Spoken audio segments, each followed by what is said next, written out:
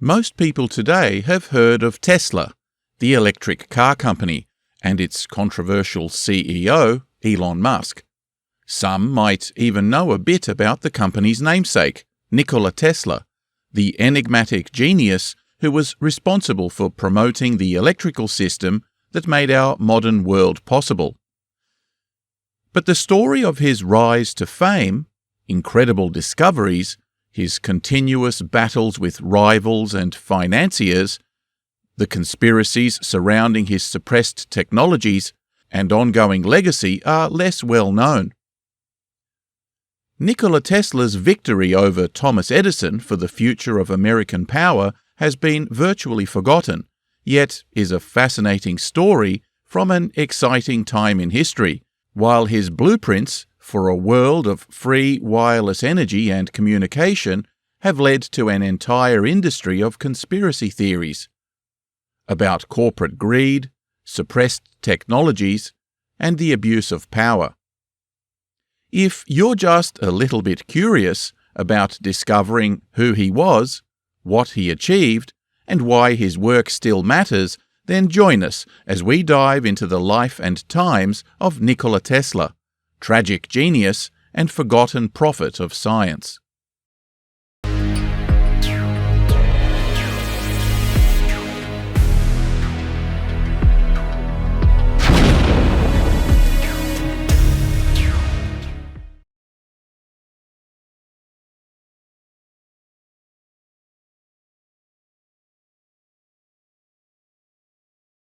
The progressive development of man is vitally dependent on invention.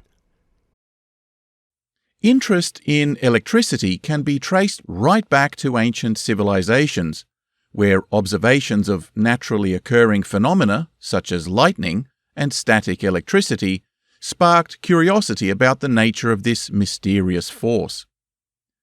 The ancient Greeks, Egyptians, and Chinese all documented various electrical phenomena and experimented with materials that exhibited electrostatic properties, such as amber and lodestone.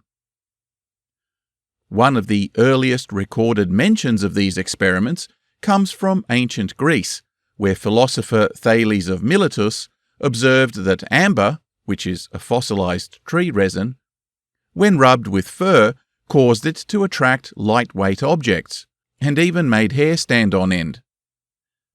This discovery marked the first recorded observation of static electricity, a phenomenon that has intrigued both children and professional scientists ever since. The Greek word for amber is elektron, and is the origin of the word electricity. The Greeks believed that even inanimate objects contained a soul, hence the idea of the spark of life that took off from then on. But for much of the next 1,000 years or so, scholars and natural philosophers nevertheless struggled to make much progress in their understanding of electricity right up until the 17th century, with the birth of the scientific method, in which a coherent investigative framework began to emerge, with experimentation and communication of results among scholars becoming more systematic. Notable figures at this time include gentleman scientists such as Otto Guericke, who developed rotating glass charging balls, and Englishman Stephen Gray, who found that electric charges spread along the outside of a surface. Both of these men suggested that this electric virtue, as it was called, had the property of a fluid, which could be conducted along an extension connected to the charged glass tube. These extensions could be made of sticks of wood, metal rods, or even entire humans, as long as they were insulated from contact with the ground. In one famous experiment, called the Flying Boy, Stephen Gray would have a child suspended by silken cords off the ground. A charged glass tube would be waved near his foot, and observers would notice that bits of paper would stick to the boy's face. This transmission of charge from one object to another, without actually touching, is called electric induction, and we now know that it consists of a negative charge accumulating on the end of one object, which is matched by a developing positive charge on the opposing one. When highly charged, approximation of these objects occasionally resulted in sparks, or an arc of observable electric discharge between them, which to many observers appeared to resemble lightning. Not to be outdone by the Englishman, flamboyant scientist Georg Bose added some kinky German flair to the experiment by having a pretty lady stand on an insulated base of resin, get similarly charged up by a friction tube, and then he would invite spectating gentlemen to line up and give her a kiss on the lips, resulting in a substantial zap to both kisser and kissee. Sometimes he would charge the subject so highly she would faint from the shock, and the kisser would be left with more than just his lips tingling. As you might imagine, the experiment became very popular, and there was no shortage of lads lining up to sacrifice their lips for science. I guess boys will be boys. Arguably, the first major breakthrough in electrical research occurred in 1741, when German cleric Ewald von Kleist and Dutch scientist Peter van Musschenbroek independently developed what would become known as the Leyden jar. They took the idea of the glass charging ball and the transmission of charge along an attached conductor rod, but had the end of it sticking into a glass jar that was partially filled with water. They found that the jar, once charged, would retain or store the charge for some time. If the person holding the jar happened to touch the rod that was inserted into the water, he would get a shock. If the jar was charged highly enough, the shock could throw you across the room. Obviously, this was too good a party trick to ignore, and soon these jokers were connecting multiple jars in series, charging them like crazy, and in one demonstration in front of French King Louis XV, 180 guardsmen were blown into the air simultaneously when they were connected to a supercharged Leyden jar.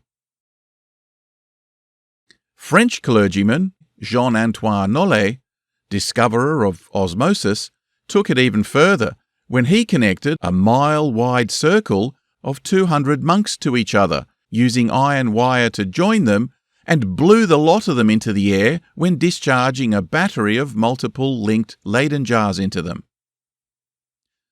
The fact that they all got shocked instantaneously suggested that this electric fluid thing they were playing with must travel very quickly indeed.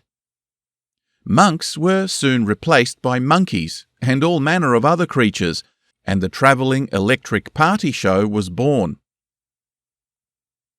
The history of physics quickly reveals that scientists have this peculiar characteristic of being both practical jokers as well as closet sadists. But it was just a matter of time before medical doctors, who were even bigger sadists but lacking a sense of humour, decided that these contraptions could be used to treat all manner of illnesses. So they began wiring up hapless invalids, cripples and lunatics, and pumping them full of electricity. Nobody got better, of course, but the medicos made a killing out of the scam, literally and metaphorically, cashing in on the desperation of suckers with promises of miracle cures, which, by the way, is another point of difference between physicians and physicists. It would take some time before scientists cottoned on to the idea that there was money to be made here. To be fair, a few doctors nevertheless spent more time researching than profiteering, and one such individual was Italian Luigi Galvani, who considered, like the ancient Greeks millennia before, that bodies themselves were actually driven by an endogenous electric charge. So Dr. Galvani began a long series of studies dissecting frogs and other animals, connecting wires to them, and noting that muscles often twitched when he did so. One of his younger contemporaries, Alessandro Volta, disputed the idea of innate animal electricity and correctly theorized that the twitches Galvani was observing were due to electrical activity from the wires themselves and were merely being transmitted through nerves and muscle tissue.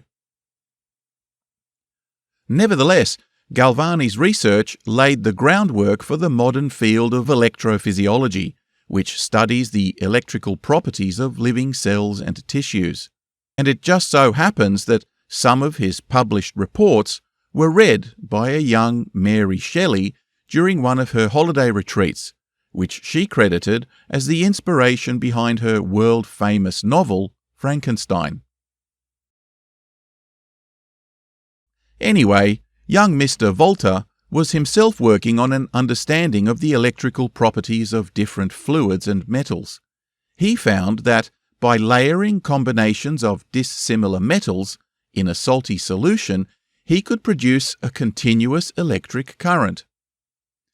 Volta's initial experiments involved stacking alternating layers of zinc and silver discs separated by layers of cardboard soaked in salty water. When assembled in this manner, the voltaic pile generated a steady flow of electric current, marking the first practical electric battery. This simple and steady production of electric current now afforded scientists an easy source of electric charge that reduced the need for cranking out static electricity with a bulky spinning glass orb. Now, speaking of batteries, despite Volta's discovery, it's believed that Benjamin Franklin was actually the first to coin the term, based on the military name for a group of cannons. You see, he was himself experimenting with linking together groups of Leyden jars to observe their multiple effects. Franklin suggested that the charge was stored in the glass rather than the water, and later experiments that lined both the inside and the outside of the jar with metal foil supported this idea. Indeed, it seems that the thinner the glass, or what physicists call a dielectric, the greater the charge that could be stored, and eventually water was found to be unnecessary in the jars that were lined with foil. It's worth noting that despite Franklin's crediting with the name of what is essentially Volta's discovery, the exchange went both ways, as Volta is now credited with the discovery of methane gas, which he isolated in a lab, having read Franklin's publication on flammable air. So I guess that makes them even. The Leyden jar mentioned earlier soon became a high-voltage storage device. It's estimated that, at a maximum, 18th century Leyden jars could be charged with up to 60,000 volts. This was largely due to Volta's further discovery that the charge of metal plates, such as was found on the inside and outside of the glass jar, could be also significantly increased by increasing the area of the plates themselves. Moreover, jars weren't even really required. You could have any number of other insulating materials placed between the flat plates. The charge was also influenced by the thickness and composition of this dielectric material. Volta would go on to run a series of experiments, calculating the variation in charges that occurred when adjusting plate and dielectric combinations, that resulted in what is today called Volta's law of capacitance, becoming a cornerstone of modern electrical engineering. For his invaluable work, the unit of electrical potential has been named the volt, in his honour. With ever-increasing voltage generation, it was soon possible to discharge bright arcs of electricity between plates, and the public was awed by the spectacle that humans seemed to now be able to replicate the appearance of lightning. Indeed, several scientists already believed that both phenomena were actually the same thing, with the kite-flying experiment attributed to Franklin already being preceded by Thomas Dalibard in France, who used a long iron rod erected into a stormy sky instead. Franklin at least had the good sense to stand out of the rain and on an insulating base, which no doubt saved his life, unlike several other scientists replicating the experiment in Russia, who had neglected to do so and ended up being fatally electrocuted. Speaking of barbecues, a little-known anecdote had Franklin charging up his Leyden jars once again and using them to electrocute a number of turkeys, who were then roasted over a spit that was itself electrified. He duly reported that the meat was particularly tender and juicy, so it appears that among his many other great claims to fame, old Ben Franklin seems to also be the father of the electric grill. God bless him.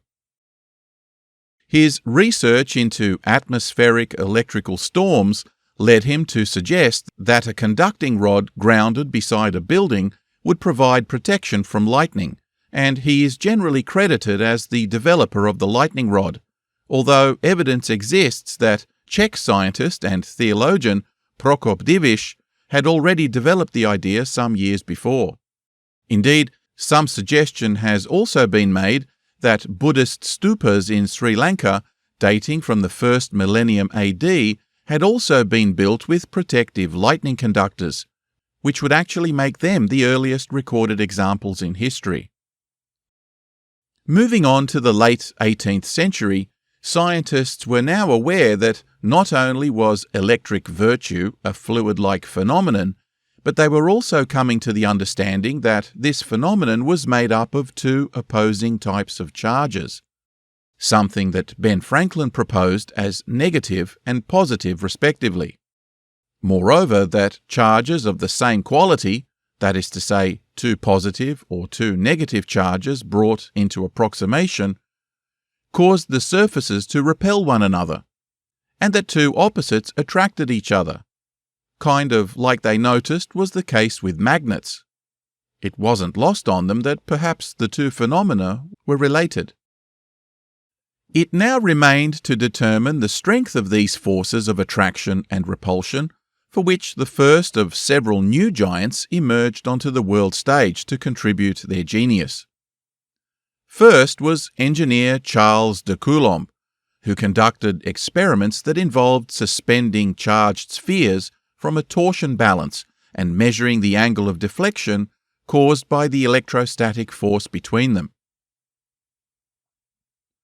By carefully controlling the charges and the distance between the spheres, Coulomb was able to quantify the relationship between the electrostatic force and the properties of the charged particles.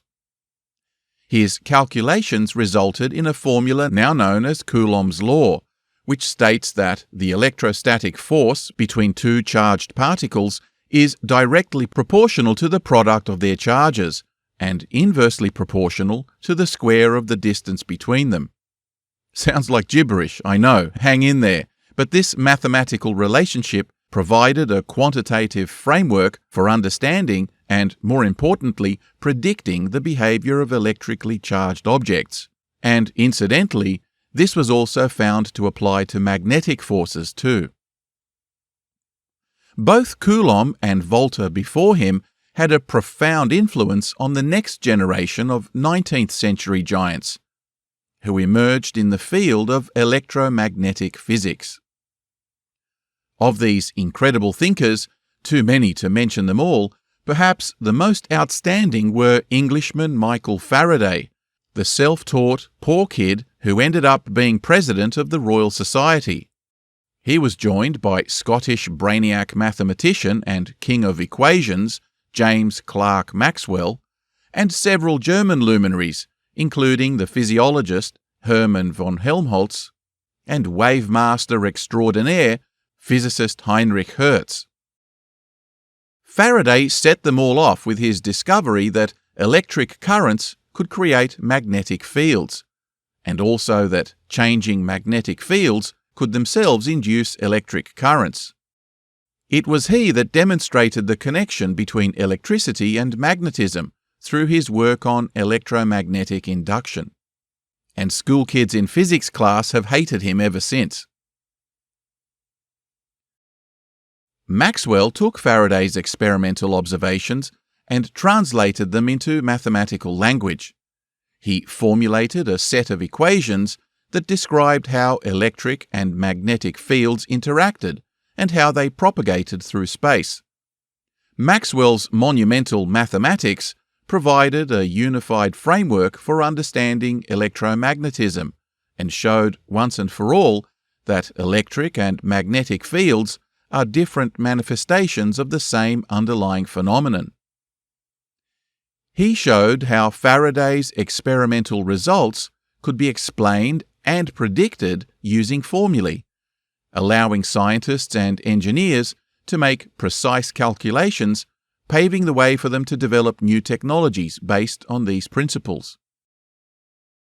Perhaps more than any of his predecessors, Maxwell provided the keys to take what had till that time been little more than curiosity and party tricks, and opened the possibility of turning electromagnetism into useful technology. Not to be left out, among his own many diverse talents, Helmholtz over in Deutschland made significant contributions to the study of electromagnetism, particularly in the field of electrodynamics. He also developed mathematical equations to describe the behavior of electric and magnetic fields, building upon the framework of both Faraday and Maxwell. He then went on to formulate what's known as the law of conservation of energy, which states that energy cannot be created or destroyed, only transformed from one form to another. His work helps us understand how electrical energy can be converted into other forms of energy, such as mechanical or thermal energy, and vice versa.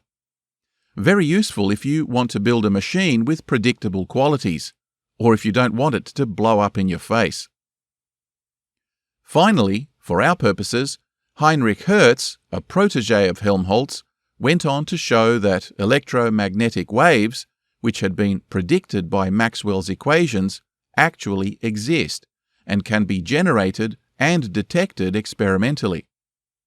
This discovery confirmed one of the key predictions of Maxwell's theory and provided further strong evidence for the unified nature of electricity and magnetism. Mankind was now on the verge of a massive set of breakthroughs that would change the course of history. It just needed someone practical to put these together to both find an efficient way of generating electricity and also to develop a motor that would significantly outclass the steam engine, till now the greatest product of the Industrial Revolution. The man that did it was a complete nobody from a hick Balkan backwater by the name of Nikola Tesla. Be alone. That is the secret of invention. The village of Smiljan in today's Croatia was a frontier town on the edge of the Habsburg Empire. Nestled in the mountainous region of Lika, in the census of 1857, its population was just on 2,000 people, comprised roughly equally of Serbian and Croatian families, each of which followed their own traditions and prayed in their own churches. For many years, these dangerous borderlands formed a military frontier which was settled by local Croats, Serbian refugees, and German opportunists who held the line of Christendom against Muslim Ottoman invaders. Life there was hard, infrastructure non-existent, and government support was limited. It was into this rural poverty that our protagonist was born, in 1856, the fourth of 5 children. His father was the local Serbian Orthodox priest, a hard and serious man who reputedly spoke 12 languages. He insisted on his children rote learning entire passages of the Bible at a young age, teaching them memorization techniques that were used by the clergy to deliver sermons. But he also stimulated their minds by reading them poetry about epic deeds of the heroes of old, a literary passion which young Nikola would go on to pursue his entire life. Their mother was a shrewd and pragmatic woman who solved on her own the numerous inevitable farming challenges by building simple tools she needed to get jobs done. She spun and weaved her own clothing, and like rural wives the world over, she held the entire family together. Tesla's mother recognized an early curiosity in the lad, and she would encourage him to help her design and carve out wooden cranks, textile looms, and kitchen utensils.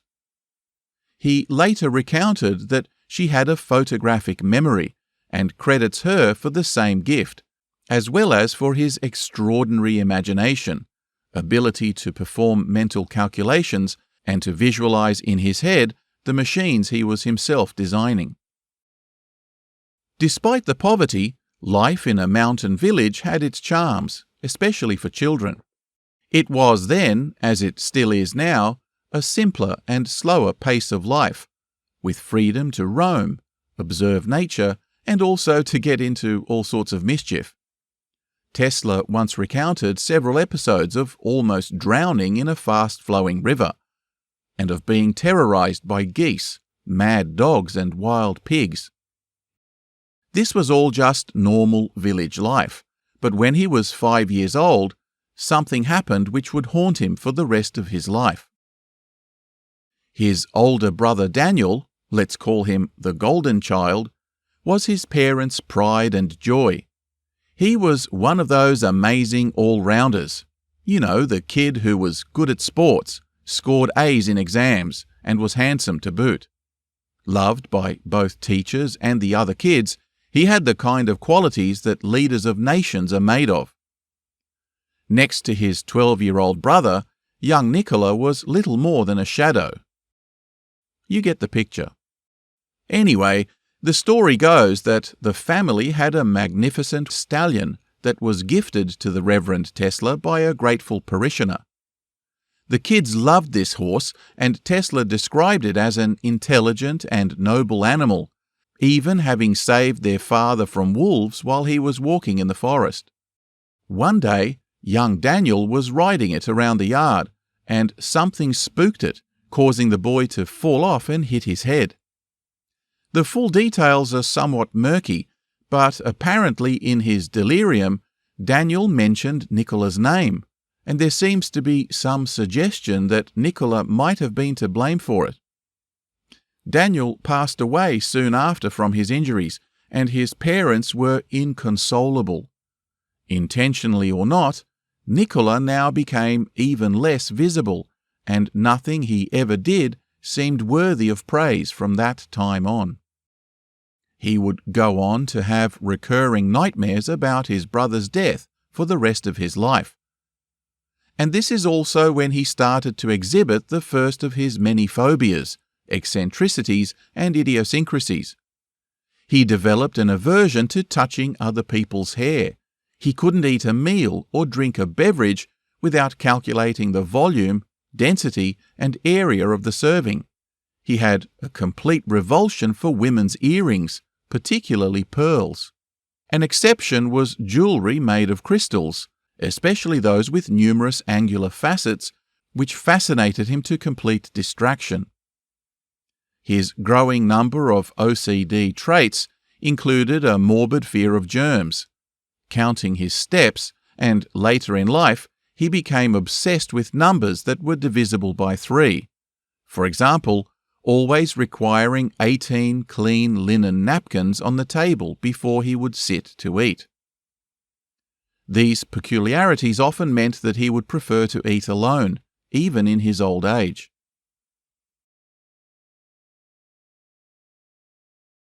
He also began to suffer episodes of bright flashes of light before his eyes, accompanied by images of people and scenes that would completely block his vision and concentration. These occurrences were sporadic and usually the result of excitement or stress, and he found that the only way he could cope with it was to force himself to imagine faraway places and adventures instead. It took all his mental strength to push through with those visions, which would eventually break the flashing lights and restore his normal sight. A number of psychologists have tied in these visions and compulsions to the circumstances of his brother's death, but Tesla wrote in his autobiography that his brother also complained of similar symptoms, so perhaps there was a genetic or even environmental explanation that for now remains a mystery. The intense mental exercises he used to break his migrainous visions extended beyond just coping with flashes. He was so desperate to emerge from his brother's shadow that he also threw himself into his studies, with a discipline and rigour unusual even in academic circles. In the years following his brother's death, the family moved to the regional centre of Gorspic, which had somewhat better school facilities. Here he soon learned to speak several languages, including English, German, French, Italian, and even Latin, and it wasn't long till his knowledge of maths surpassed his teachers, anticipating their questions and correcting their work on the chalkboard, to the annoyance of both his classmates as well as instructors. He was fast becoming one of those obnoxious nerd kids that everyone wanted to strangle. Now, it was Padre Tesla's intention that Nikola's education would lead him to be ordained in the clergy. But being a holy roller like his dad was not really what the boy had in mind for himself, and the two bickered endlessly over his father's insistence on a religious vocation. It was at his new school in Gorspic that he was first shown a water-powered turbine and other steam-operated engines. He was also exposed to news from the outside world and marvelled at pictures of Niagara Falls. In his mind, he conceived of a huge water wheel which would be spun by the gushing torrents, and he told his father that someday he would go there and build a magnificent machine. It would be 30 years before that prophecy would come to pass, but for now, his aggressive mental concentration to subdue those bright flashes also now helped him conceive complete technical drawings in his head as if on paper. He could rotate a machine and its various parts in his mind's eye, calculate its qualities in 3 dimensions, and even run experiments, making adjustments as needed until it would run as he wanted it to. With these images in his mind, he would build the machine without so much as a tape measure, and to everyone's astonishment, they always worked. Later in his professional life, Tesla often complained about working with engineers because they always required blueprints to make sense of a project, while he would never even consider building a machine till it ran perfectly in his own mind. My method is different. I do not rush into actual work. When I get an idea, I start at once building it up in my imagination. I change the construction, make improvements, and operate the device in my mind. It is absolutely immaterial to me whether I run my turbine in my thought or test it in my shop.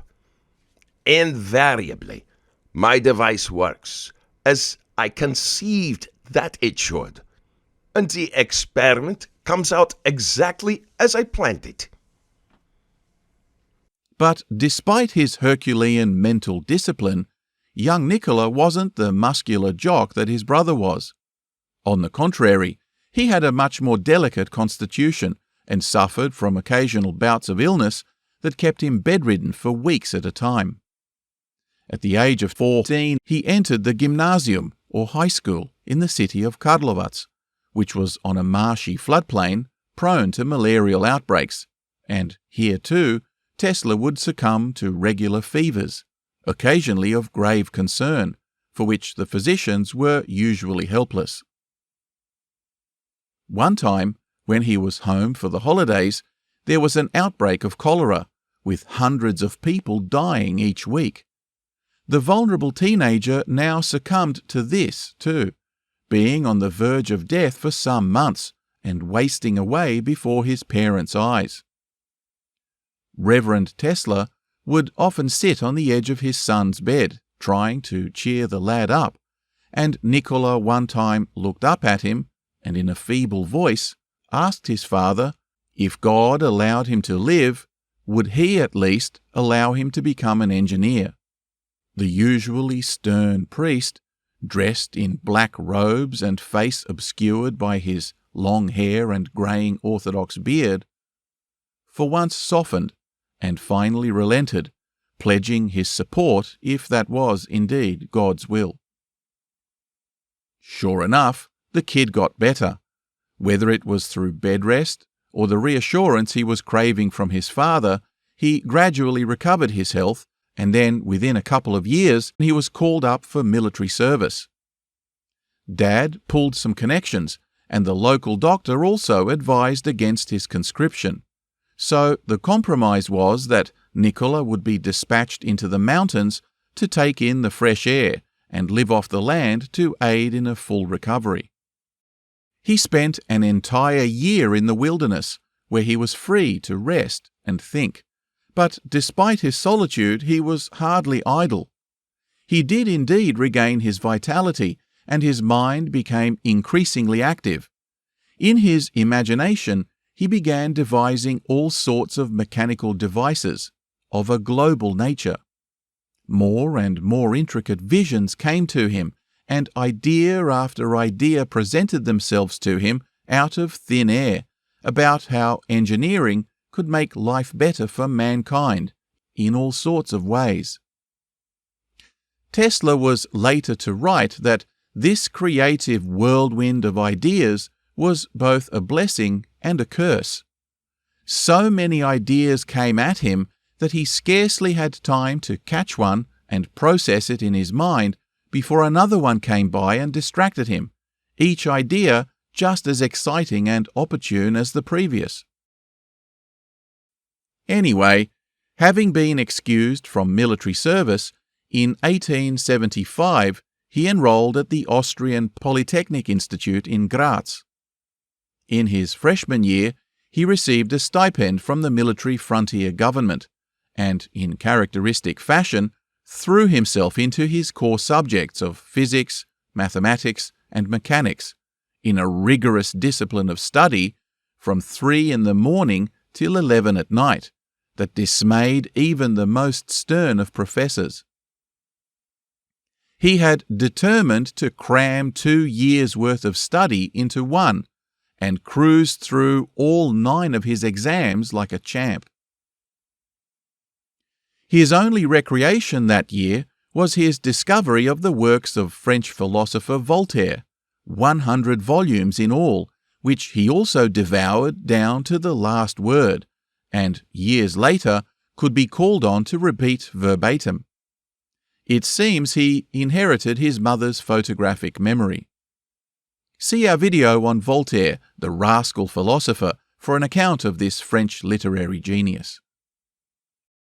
Tesla's second year began just as enthusiastically as his first, with lectures by a German professor by the name of Purcell, who introduced him to the study of electromagnetic physics, and who acquired for the university numerous cutting-edge machines being developed by pioneers in the field.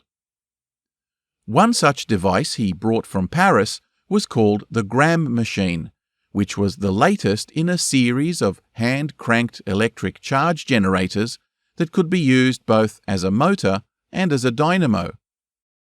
Indeed, it turned out to be one of the first machines to generate commercial quantities of power for industry. But the limitation of these dynamos were that their moving parts caused a lot of friction, which reduced their efficiency, output, and required greater maintenance and regular replacement of their copper contact brushes. These contacts also produced a lot of sparking, which was a potential fire hazard. When Tesla suggested that the setup could be improved, the professor laughed in his face and said it was totally impossible. Well, young Tesla was the kind of geek that wasn't going to take that challenge lying down, but unfortunately, he soon had bigger problems to solve. You see, halfway through his second year, relations with the Ottoman Empire had improved, and the government in Vienna felt confident enough to abolish the military frontier altogether, resorbing the entire border region back into civilian administration.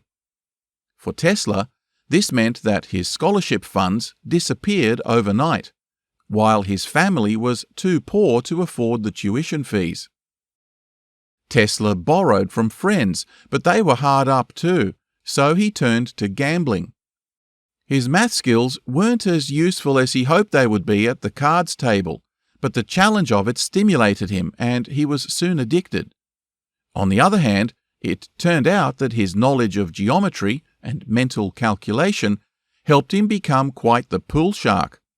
He developed a reputation as a talented billiards player, but the more time he spent in gambling dens, the less he spent studying. Tesla's clean-living father now refused to speak with him, and the university too eventually turfed him out for bringing the institution into disrepute. Out on the streets and homeless, Tesla now decided to try his luck in Prague, hoping to attend the university there, sneaking anonymously into lectures because he still couldn't afford to pay fees. The next 2 years were spent scrounging for money, working odd jobs, gambling, and when he could, loitering in its famous library, consuming every book and periodical on engineering he could get his hands on. In 1879, his father died without their having reconciled, but here too, in Prague, Tesla was developing a reputation as a bum and a gambler. And then his mother showed up one day with a wad of cash, saying to him, "Here, go and enjoy yourself. The sooner you waste what little we possess, the better it will be, and maybe you'll finally get over it." Tesla recounted that, from that moment, he never gambled again. Such was the pain in his mother's eyes. The next 2 years saw him clean up his act, but he never formally graduated with a degree. He would be, just like the giant of physics, Faraday, over in England, almost completely self-taught. When natural inclination develops into a passionate desire, one advances towards his goal in 7 league boots. In 1858, the transatlantic telegraph cable had finally been laid, and on the continent, telegraphs were already widely being used. Thomas Edison, a competitor of Alexander Graham Bell, rushed to establish telephone exchanges in Europe, eventually opening one in Budapest. When Tesla heard the news, he immediately travelled to Hungary to investigate. His uncle got him a job as a lowly maintenance clerk at the government telegraph office, and though it was poorly paid, it gave him access to a network of new contacts. Characteristically, he threw himself into the work with his customary zeal. But it seems that by now the stress of his predicament and the shame he had brought to his family finally caught up to him, and he suffered what can only be described as a nervous breakdown. Not only did his flashing visions intensify, but his senses now became so painfully heightened that he could hear the ticking of a watch several rooms away, and a fly landing on his desk came across as a loud thud. A carriage rolling by on the street outside rumbled so violently in his head that it made him shudder, while a chance ray of sunlight, beaming through the window onto his face, made his brain throb with pain. He said it felt like he had the senses of a bat, and doctors were at a loss to explain his unbelievable ability to detect sound so acutely. His heart was pounding at a rate of over 250 beats per minute. He was expected to die of a heart attack at any moment. But a work colleague, who was also a fitness junkie, stuck by him throughout the ordeal and coached him through some of his darkest hours, gradually taking him out for walks and encouraging some exercise despite his misery. Slowly, and to the astonishment of doctors, over the next few months, Tesla made a complete recovery. One day soon after, while the two mates were walking through a park, Tesla was reciting a poem when he suddenly stopped, dumbfounded, as if he had had an epiphany. Indeed, it was one of sorts. You see, ever since his professor had pooh-poohed the suggestion that the Gramme machine generator could be improved, Tesla carried the nagging conviction that he was wrong. But the young engineer just couldn't put his finger on why. All this time, and throughout all his subsequent mental anguish, his subconscious mind must have been turning the problem over, again and again. In his own words, With me, it was a sacred vow, a question of life and death. I knew that I would perish if I failed.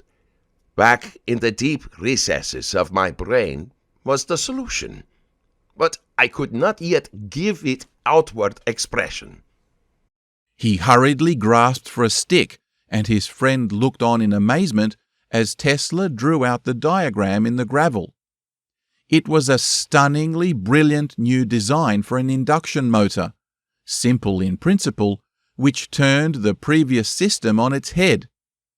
The Gramme machine dynamo that bothered him so much had stationary magnets surrounding the spinning rotor that produced DC current of a single voltage as a result of its spinning through the magnetic field. It dawned on Tesla that if you instead made the magnets turn while placed within a stationary coil, you would end up with a rotating magnetic field that would produce two or perhaps more alternating currents that would be out of phase with each other, and what's more, it would be easy to step up or down the voltage depending on your needs.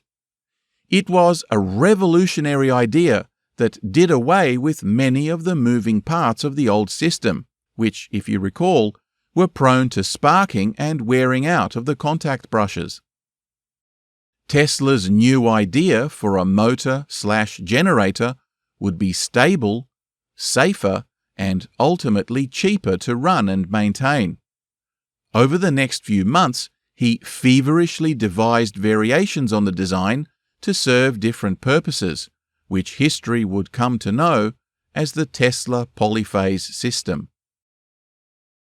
Tesla's AC power system presented the possibility of generating vastly higher voltages and could be transmitted over hundreds of miles without loss of energy, unlike DC current systems which would require a generator every 2 miles or so just to maintain a stable supply of a constant voltage, which was itself prone to fading quickly. Over in America, Thomas Edison's adoption of DC current was all well and good in densely populated urban areas, clustering around a single generator. But there were huge sections of blacked-out neighborhoods just beyond the 2-mile feed, and there was no way any rural community could realistically tap into the system. DC current systems would require a new generator every several miles, a capital-intense and extremely challenging setup that was prone to all sorts of electrical disasters.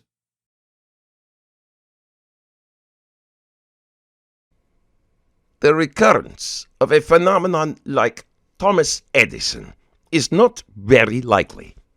He will occupy a unique and exalted position in the history of his native land, which might well be proud of his great genius and undying achievements in the interest of humanity.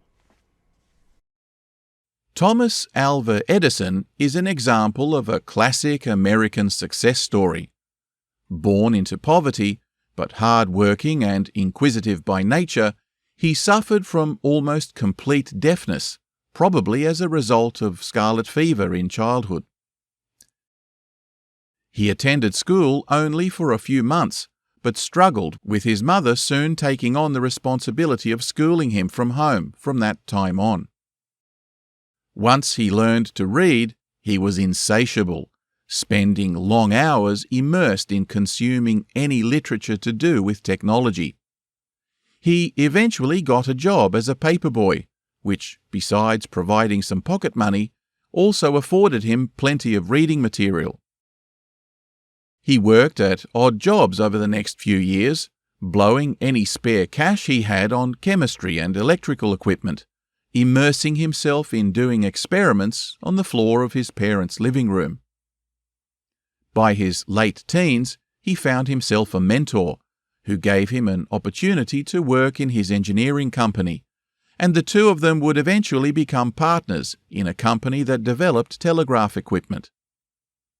By the age of 30, in 1876, sales of his telegraph equipment gave Edison his first real taste of success, and with his share of the profits, he set up an independent research laboratory, hired several assistants, and pursued a number of projects, including the development of an incandescent lamp, telephone, phonograph, mineral ore separator, electric lighting, among many others, eventually being credited with over 1,000 patents over his long career, though most of his discoveries, it should be said, were made by his many employees, who were pushed hard to produce results for their boss.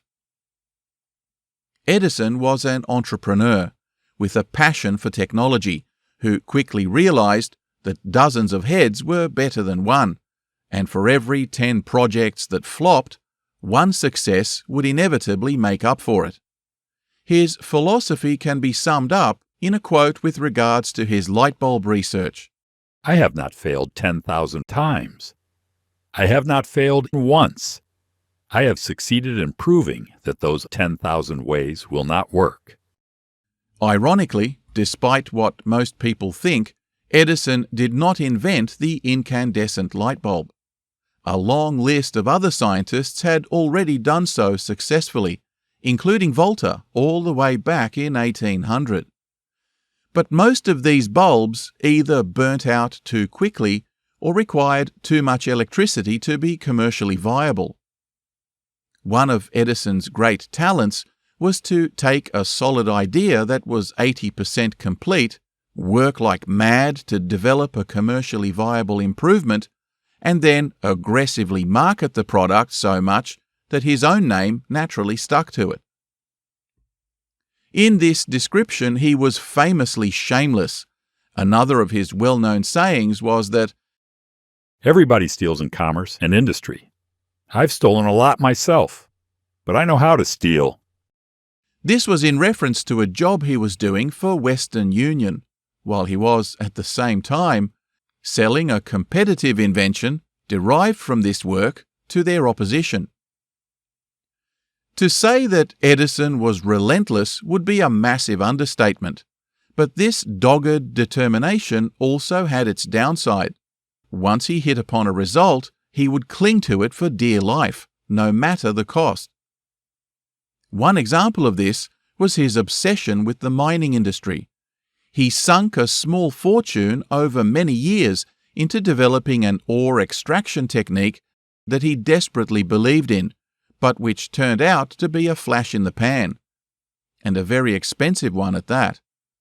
Nikola Tesla would go on to describe Edison's methods this way. If Edison had a needle to find in a haystack, he would not stop to reason where it was most likely to be, but would proceed at once with the feverish diligence of a bee to examine straw after straw until he found the object of his search. Just a little theory and calculation would have saved him 90% of his labor. Similarly, having poured blood and treasure into his lighting and electrical system, he was reluctant to adopt more efficient technology and would even resort to sabotage to prevent losing market share. His War of the Currents with Nikola Tesla would become the stuff of legend, highlighting just how low he could stoop to protect his investments and destroy his opposition. In the end, Edison lost not only the war, but eventually also his company to financial monopolist J.P. Morgan. But his entrepreneurial style of research and development nevertheless made him a fortune and a hero of American history. But once again, we're getting a little ahead of ourselves. Meanwhile, over in Budapest, Tesla was turning heads with his self-initiated upgrades at the telephone exchange and was soon promoted to chief engineer. He even designed a voice amplifier for the new telephone system that he didn't even bother to patent. Several contacts now recommended him to the chief of the Paris Telephone Exchange, a subsidiary of the Edison Company, which now offered him a job as an engineer and troubleshooter. So off he went, his head still swimming with ideas on the possibilities of his new AC motor, hoping to convince his new boss of its merits. But when he got to Paris, he was told in no uncertain terms that their CEO back home in America, Thomas Edison, was completely married to the direct current system, having invested tens of thousands of dollars into a growing network that already had dozens of generator plants and infrastructure that would cost a fortune to retool. Tesla, they insisted, would be wasting his breath selling him on his idea. The company instead sent him to Strasbourg to look into a project that was under contract with the German government, but which the client now wanted to rescind. You see, the company had won the lucrative tender for the entire railway lighting system, but on opening day, in front of the Kaiser himself, the lighting not only failed, but the generator short-circuited and blew a massive hole in the wall of the power station. Tesla was hurriedly dispatched to try and repair the problem and salvage the contract if at all possible. If he pulled it off, he was promised a huge bonus. Not only did he repair the generator, but he made several modifications to make it run more smoothly than it was designed to. The Germans were impressed, the contract was saved, and Tesla returned to Paris to great applause. But as the weeks went by, no payday bonus materialized, with the bosses making excuses every time they were asked about it. Disgusted by their lack of integrity, Tesla resigned, and as he sat dejected outside the building, the plant manager approached him with an idea. The manager knew Thomas Edison personally, having worked with him on the development of his phone system, and was now due to return to Manhattan to manage Edison's Machine Works facility. Why not come to America? The opportunities and cash were better, and he was sure that Tesla would make a great impression on his boss. So he wrote the young inventor a glowing personal reference, and by June of 1884, the young engineer walked down the gangway of a ship and into New York, with only 4 cents in his pocket and a referral letter in his hand. Passing by a local workshop, hoping for directions to Edison's facility, he poked his head through the door and noticed the owner cursing a machine that had obviously broken down. Offering to lend a hand, he took off his jacket and set to work, and within a couple of hours, the thing was humming along like new. The owner was so pleased, he gave Tesla $20 on the spot, not a small amount of money for the time, and our young engineer strolled away with cash in his pocket and a newfound spring in his step. His first morning in America, and he had just earned more than he did in a week in Paris. Great things were in store. He could feel it.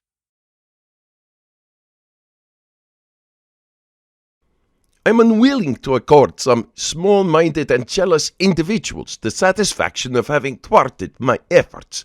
These men are to me nothing more than microbes of a nasty disease. The day that Nikola Tesla walked into Thomas Edison's office was not a good one for the greying entrepreneur.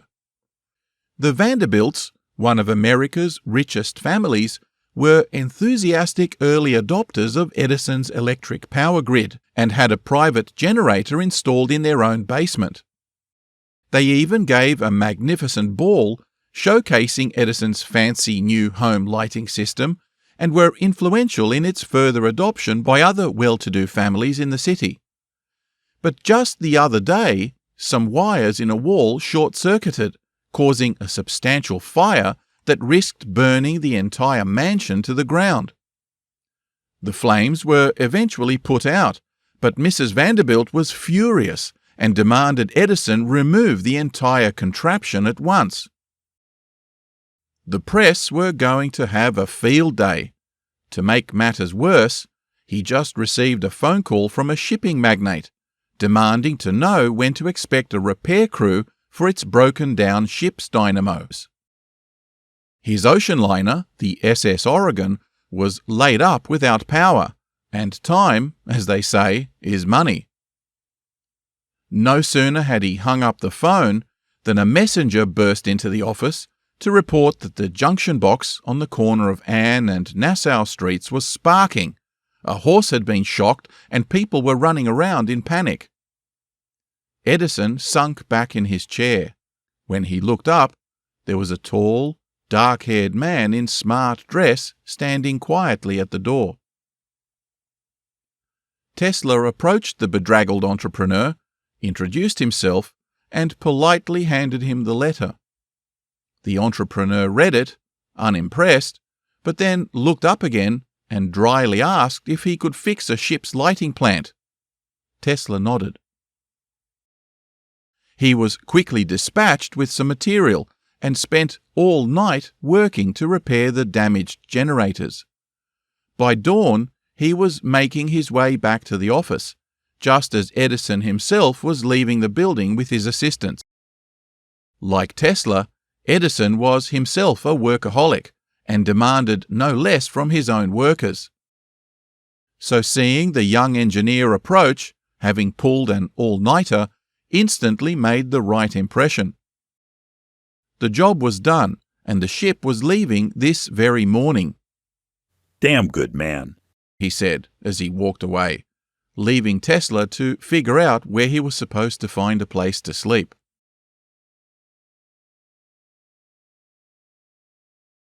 It wasn't long before Tesla was running the entire maintenance workshop, clocking on at 10:30 in the morning and clocking off again at 5 a.m. the next. Both men were famous for their legendary work ethic and the ability to operate on very little sleep. But one time Edison was forced to admit, "Tesla, over the years, I've had many hard-working assistants, but you take the cake." Edison's problems with unstable and dangerous generators were ongoing, and his team of 20 field engineers had their hands full keeping the vulnerable network operational.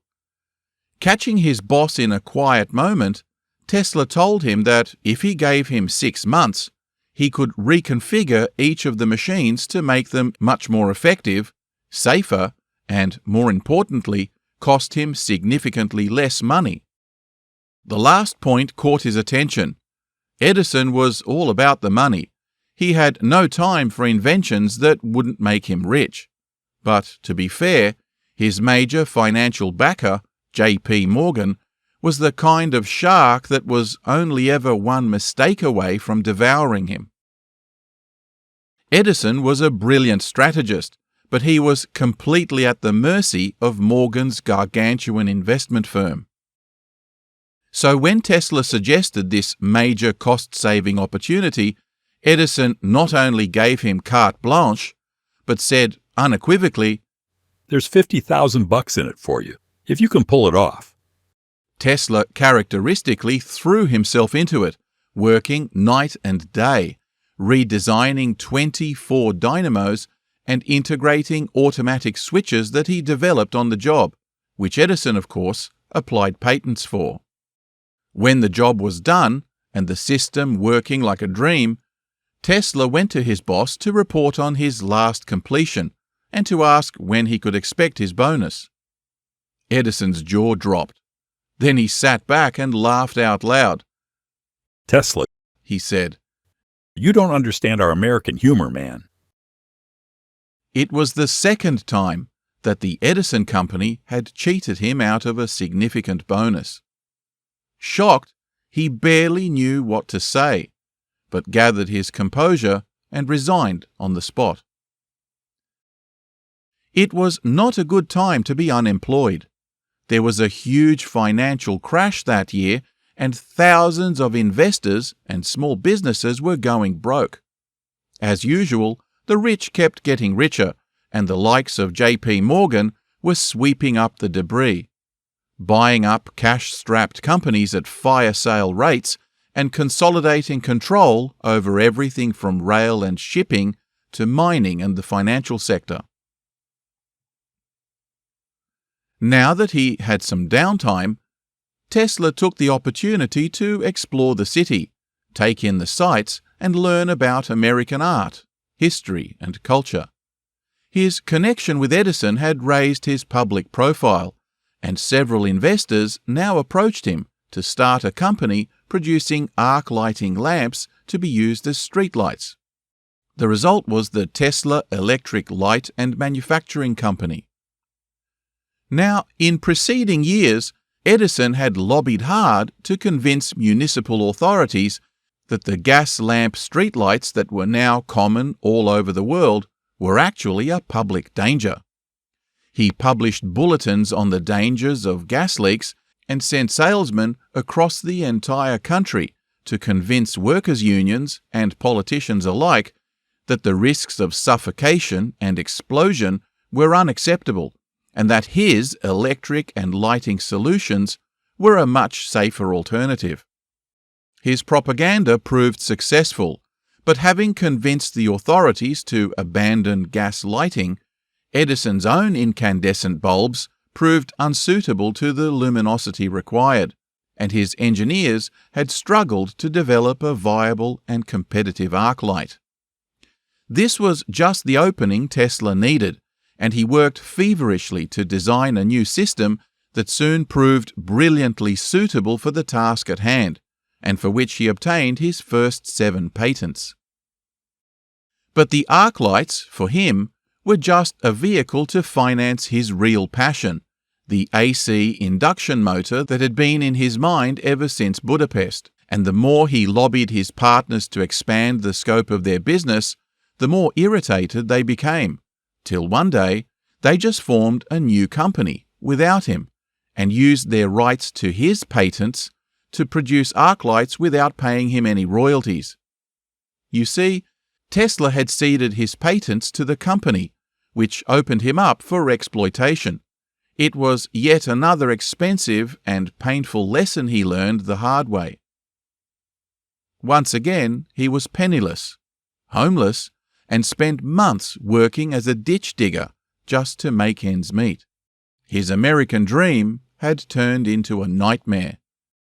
He felt like his knowledge and technical skills were pointless, and that his revolutionary ideas would never get off the ground. And then, one day, perchance, he ran into the managing director of Western Union, the telecommunications company that Edison used to work for, and who, like Tesla, had been shafted by him. What's more, the director knew all about AC current, and again, like Tesla, he believed that it was the solution to America's energy challenges. So, in 1887, they now partnered up and formed a new company, the Tesla Electric Company, whose sole objective, finally, was the development of AC technology. It should be said that Tesla was not the first to promote the use of alternating current electricity. A number of others, including George Westinghouse, the inventor of the railroad air brake, had already installed a functioning generator. But to date, no successful motor existed that could be powered by alternating current. Tesla now submitted a flurry of new patents, 40 in total, and they were so revolutionary, as he predicted, that they were granted without any of the usual delays. Now that he had published them, his designs came to the attention of several academics, who were completely amazed and widely acclaimed their design as being the most elegant expression of electromagnetic physics since Faraday's time. It was such a simple system, with almost no wearing parts, that Tesla was soon invited to deliver lectures to the American Institute of Electrical Engineers. Finally, almost overnight, everybody began to sense that this was the dawn of a new technological era. Everybody but Edison, that is, who at first dismissed it as just so much humbug. But Westinghouse knew better. He was a tough and shrewd businessman, just like Edison, and he had the guts to take on new and controversial projects. He knew full well that AC power was the key to getting energy across the vast expanses of America. And Tesla's polyphase system was just the vehicle to get it done. So he personally visited Tesla at his New York workshop. Westinghouse, like Tesla, was a visionary, a man of scruples, civic responsibility, well-dressed and with a taste for culture. In comparison, Edison was a grub with appalling personal hygiene, unscrupulous business practices, ignorance of European culture, and whose sole motivation in life seemed to be the acquisition of money.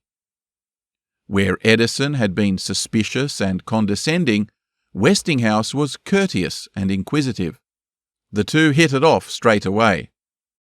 By the end of the afternoon, so the story goes, he offered Tesla $1 million for all his patents, as well as $2.50 for every horsepower sold. Westinghouse's books, however, only showed a yearly patent licensing fee of $15,000, which had to be split between all the partners.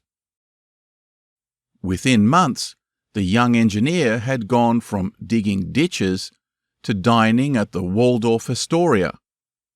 In 1887, he experienced what he later called one of his proudest moments by becoming a naturalized American citizen. When Edison heard of Westinghouse's deal with Tesla, his mood decidedly changed from indignation to outrage. He didn't believe that a reliable motor would ever be developed for AC power, but now that it had, it threatened to render obsolete his entire DC system. So, the propaganda machine he used so effectively against the gas companies was once again put to work, this time to scare the media and public of the dangers of AC power. Once again, public bulletins were printed. Other engineers were encouraged to challenge Westinghouse's and Tesla's patents in court, and the media was fed misinformation about who really owned what. But it didn't end there. Edison, whose companies employed over 3,000 people, saw the writing clearly on the wall and stopped at nothing to provoke fear by paying schoolboys to catch stray dogs and cats and bring them to public spectacles where the hapless animals were electrocuted by huge AC surges. On one occasion, even an elephant was acquired and electrocuted in front of the media in a public demonstration of the dangers of AC power. Edison himself coined the term to be Westinghoused, in reference to electrocution, and had his agents travel the countryside giving live demonstrations using large dogs and even calves. But his absolute lowest act was via an agent to lobby the governor of New York to use AC electrocution to execute convicted criminals. Sure enough, it seemed that the egomaniac had succeeded when Sing Sing Prison announced the first use of the electric chair in 1890. But Edison's engineers had miscalculated the necessary current surge, and the unfortunate inmate had to be Westinghoused several times to finish him off. It was a gruesome spectacle, and the public seemed to sense that something was not right about Edison's vociferous smear campaign. It would be 20 years before he finally admitted he was wrong about the War of the Currents. But as the tide began to turn against him, Edison had serious problems of his own. His chief backer, J.P. Morgan, had decided it was time to take control of the entire electric industry, both DC and AC, and had his own financial agents sabotage the share prices of all the other major players in the market, bringing them to their knees and then buying them out cheaply. It was clear to him that Edison's management of the DC power grid was becoming a complete shambles, so without consulting him, Morgan initiated a hostile takeover, merging the Edison Electric Company with several others into a new company under his own complete control, to be called General Electric. Morgan now turned his formidable sights on Westinghouse, and his agents employed the usual tactics of sabotage by gossip and whispers of mismanagement into media outlets that soon pervaded the stock market floor, crashing his company's prices and bringing Westinghouse, like the rest of the industry, to his knees. But the champion of AC power was a fighter, and his financial advisors suggested that a merger with several smaller independent companies would save them all from being swallowed up by Morgan, so deals were quickly drawn up to make it happen. There was just one problem. Tesla had a royalty contract, if you recall, for $2.50 for every horsepower earned by the use of his polyphase system. By now, the payout stood to be over $12 million. In today's money, on paper, that would have made Tesla a billionaire. There was no way the rebel merger would take place in the face of that kind of liability. The choice was simple: either convince Tesla to yield up his royalty contract, or the entire electric grid would get swallowed up by Morgan's rapacious juggernaut. There was nothing for it. Westinghouse fronted Tesla at his workshop and pulled no punches. His desperation and sense of shame were palpable. Explaining the dire circumstances that his royalties presented to the future rollout of AC technology, Westinghouse stood silently while Tesla considered his options. If I give up the contract, you will save your company and retain control. You will proceed with our plans to give my polyphase system to the world? Westinghouse replied, I believe your polyphase system is the greatest discovery in the field of electricity. Mr. Westinghouse, you have been my friend. You believed in me when others had no faith. You were brave enough to go ahead. You have stood by me as a friend. You will save your company. Tesla now retrieved his copy of the contract and tore it up in front of him. In this one magnanimous act, Nikola Tesla not only relinquished his claim to millions of dollars he was legally owed, but also relinquished his rights to all that would have accrued in the future. It was a significant act of generosity, potentially worth billions, but completely useless if Westinghouse went under.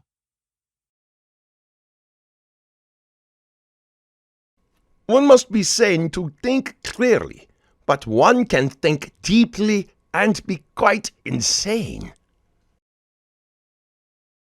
Westinghouse indeed kept his word, and the merged rebel company flourished, safe from Morgan's predations, for now, and Tesla at least earned himself another $216,000 from the sale of his patents.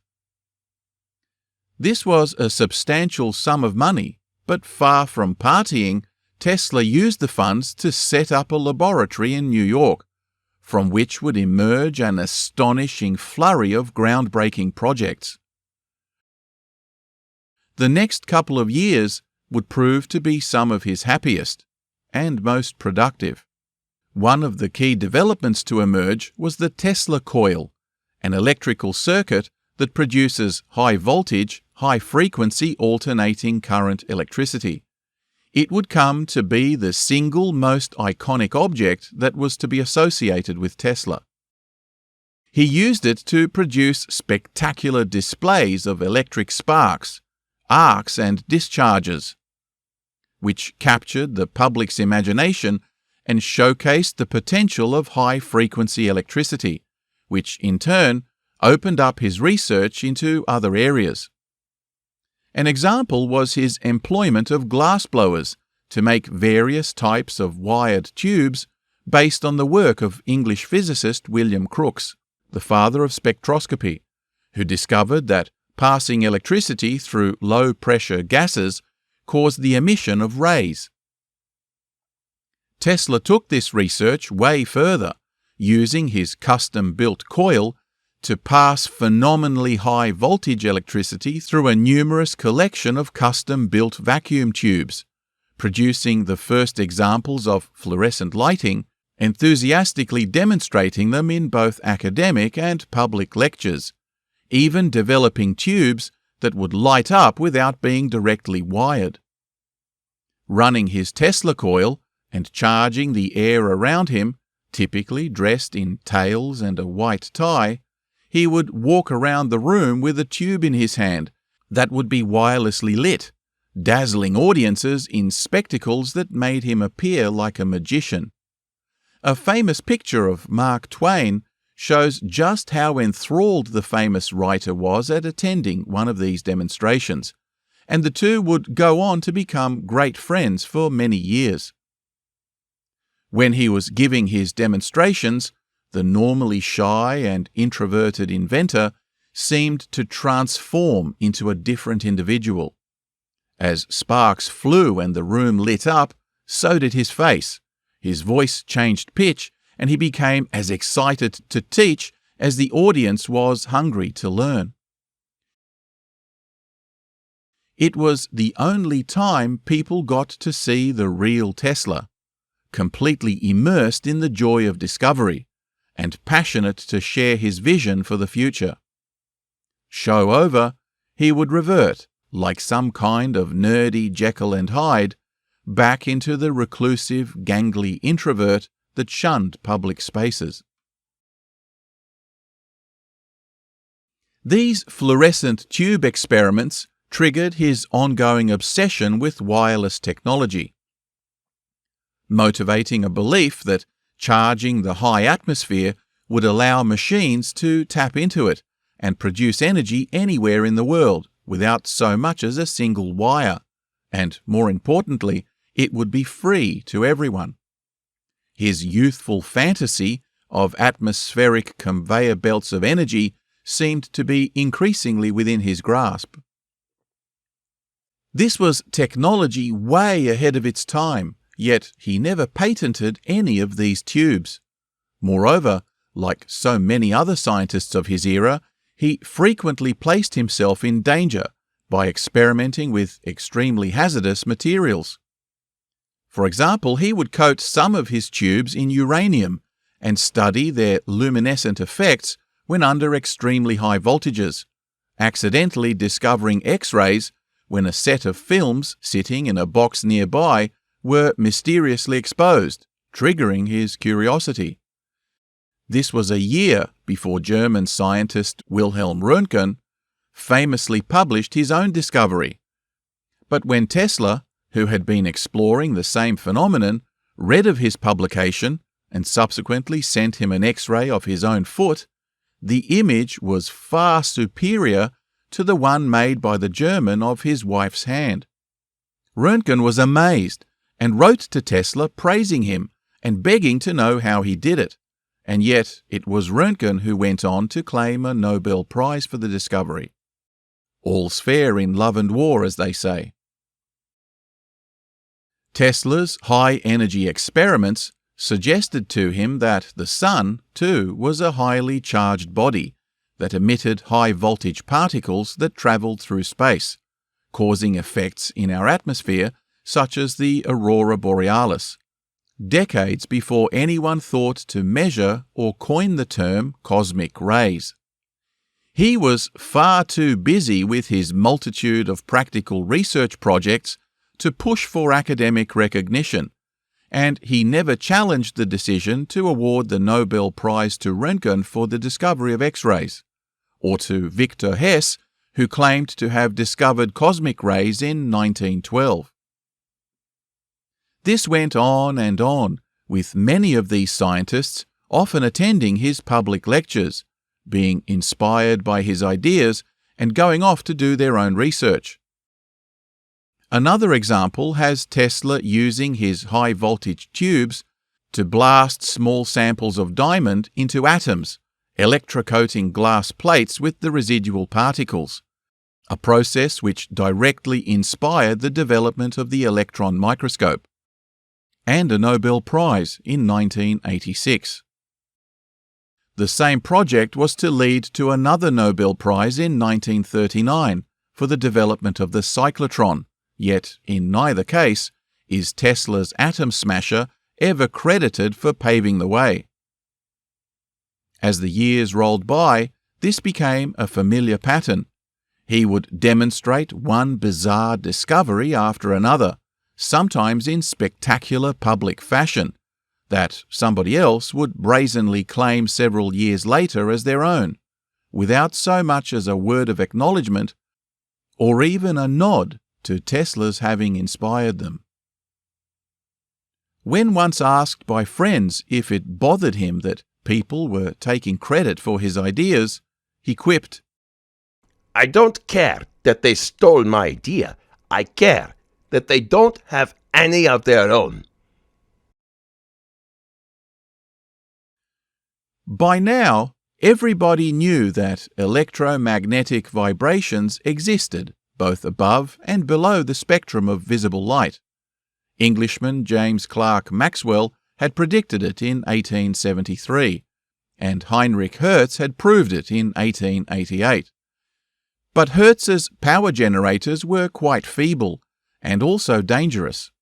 Tesla decided typically that it was possible not only to make a better and safer one, but also one that could produce electricity at least an order of magnitude greater. Who knows what electromagnetic wave discoveries could be made at these higher voltages? The Tesla coil soon became an indispensable piece of equipment in every research lab in the world, and is used today, in one form or another, in every radio and TV set in every household. Moreover, along the way, he solved many safety and insulation challenges by inventing oil immersion cooling, braided wire, and several other technologies recognized by any electrician, giving it freely into the public domain without ever obtaining a patent. Tesla's growing obsession with wireless transmission of energy naturally led him to consider the development of receivers that would tap into that transmission in order to power a machine. He was first to finally patent the idea, with both transmitters and receivers having the now familiar concept of an aerial. An early example he developed was the first ever remote-controlled vehicle, a small boat he built that was controlled by a handheld console. This forerunner of drones, torpedoes, guided weapons systems, satellites, and even the humble TV remote, was demonstrated on a lake in front of hundreds of astonished people during the Chicago World's Fair of 1893, the inaugural World Electric Geek Fest, in which he and Westinghouse had secured the lighting and energy supply contract. It was going to be an AC power extravaganza, where scientists from all over the world would be showing off their latest gizmos. Tesla's glassblowers were working overtime to produce the fluorescent and arc lighting bulbs that lit up the entire show like nothing anyone had ever seen before. The show was such a huge success that when the government decided to develop a hydroelectric system at Niagara Falls, Tesla was consulted on the design and structure of the project. Childhood memories were reawakened as he recalled reading books on the wondrous waterfall and dreamed someday of harnessing its energy. And now, 30 years later, here he was, implementing ideas that he publicly predicted would enable cheap aluminium production that would herald the age of the American aircraft industry. And indeed, thanks to Tesla, it did. It was around this time, in his lab, that he also developed another gadget that captured the public imagination. He was tinkering with the development of a piston-driven oscillator that was meant to improve the efficiency of generators. The frequency of the piston could be very finely tuned so that just a little extra push was all that was needed to increase the leverage being exerted on a rotating shaft. He described the effect of it like someone being pushed while on a swing. If you just nudge the swinger a little bit each time they take off, that is to say, by being in sync with them, you increase the swing in a greater and greater way until the swinger eventually flew off. The extension of this idea was that you could sync the oscillator's resonance to an object. The vibrations would add up so much that you could shatter the material the object was made from, like an opera singer that can smash a glass by vibrating it to an extreme resonance. It just happened that as he was fooling around with the oscillator one day, an earthquake gradually began to shake New York City. And the police, it seems, had identified his building as being the epicenter. As cops stormed into his office, grinning, he switched it off, and another legend was born. Tesla could apparently cause earthquakes. What's more, he claimed the machine could be tuned to affect particular buildings, the weather, tides, and even human health. He famously sent several spectators rushing to the toilet with explosive diarrhea when resonating the oscillator onto their body, to the great amusement and applause of others in the audience. It wouldn't be the first gadget he applied for potentially medical purposes. Another generator he developed caused the build-up of heat or diathermy deep within tissues, and to this day, this technology is being used in wound therapy and even cancer treatment. To suggest that our cheeky inventor relished public spectacles would be an understatement, and these demonstrations were just the tip of the iceberg. The last place he wanted to be was in a stuffy university. Tesla, who had poured his entire fortune into his own lab, made science education accessible to ordinary people, much as gentlemen scientists had done centuries before, or indeed as many popular science presenters do today. Except that the 6'2" lanky Tesla was dressed in tails, white tie and a top hat, and presented his science with the kind of jaw-dropping razzle-dazzle you get from a renowned stage magician. Lord Kelvin, over in England, who had previously declared Tesla's AC polyphase system to be destined for the scrap heap of history, now declared him to have contributed more to electrical science than any man in history, and that's saying something. Even when his lab burned down in 1895, destroying priceless projects and causing him to fall into a severe depression, Tesla poured what money he had left into rebuilding an even bigger one and just pushed on, despite being now almost broke. But his new troubles were only just beginning.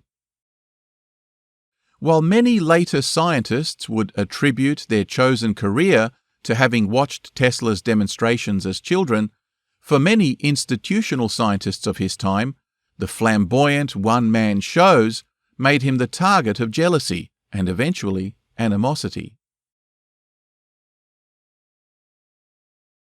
Marconi is a donkey.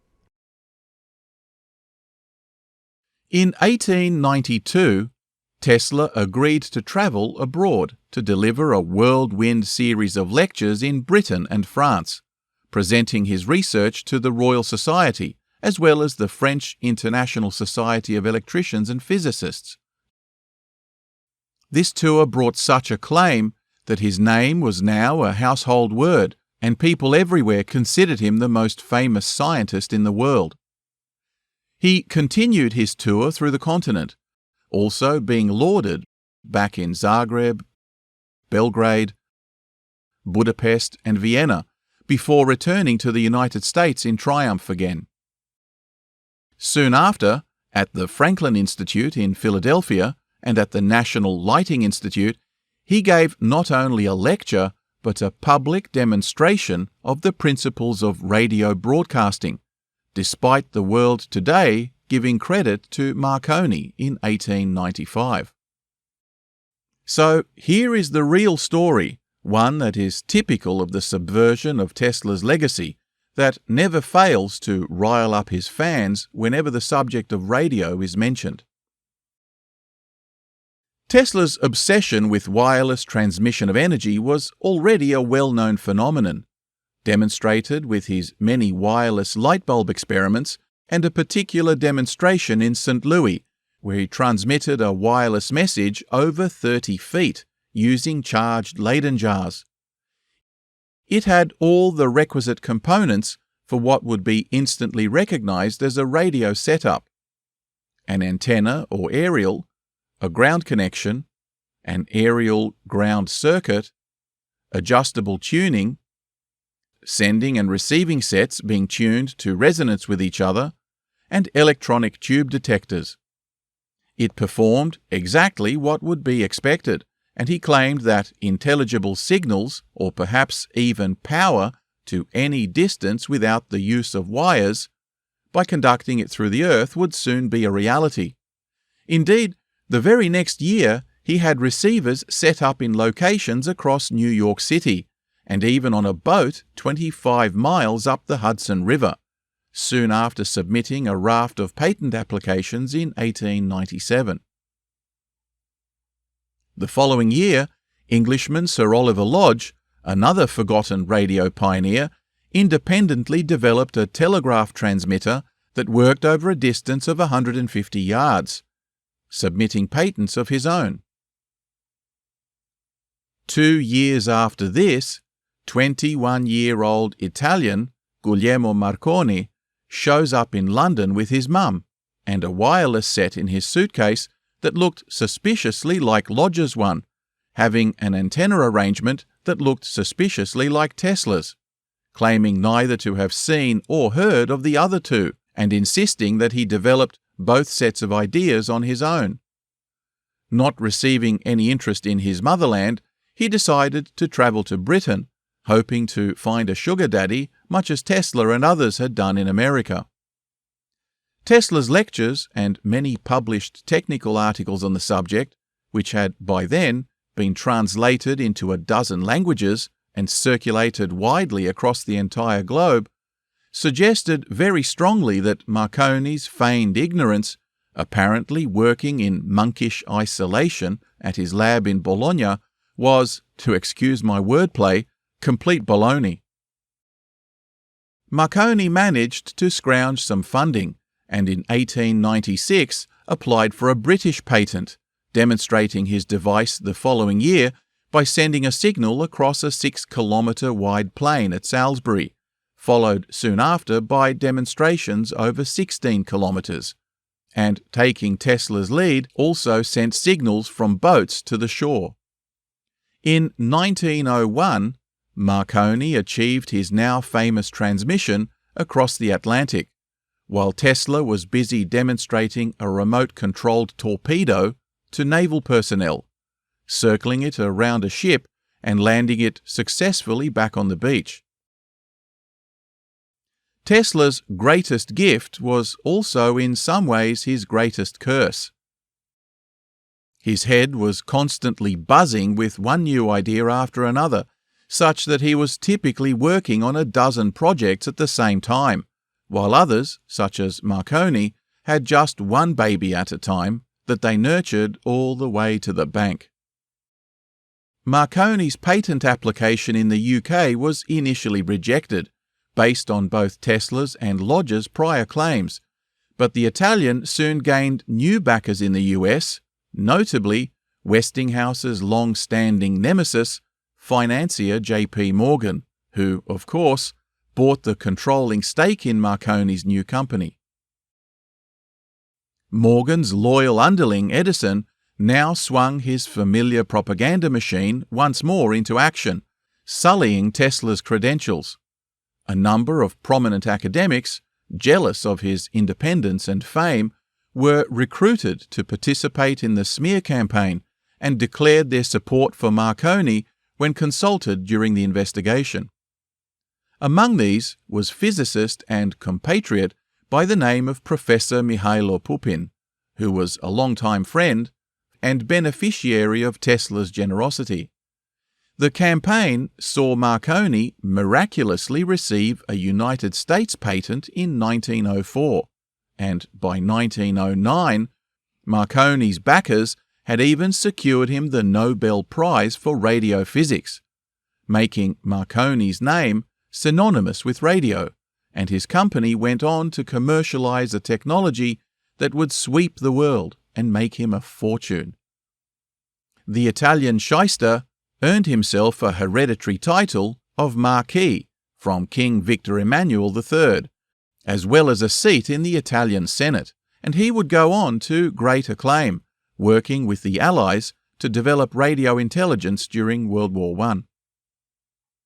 Tesla and Lodge, of course, were outraged by what others saw as corporate money buying off scientific integrity. But when Tesla was publicly asked what he thought about Marconi's basking in the limelight, he politely replied, "Marconi is a good fellow. Let him continue. He is using 17 of my patents." He nevertheless sued the Italian in an epic legal battle that spanned decades, and in 1943, 6 months after Tesla's own death, the Supreme Court of the United States finally invalidated Marconi's patents and awarded Tesla his rightful place as the father of radio.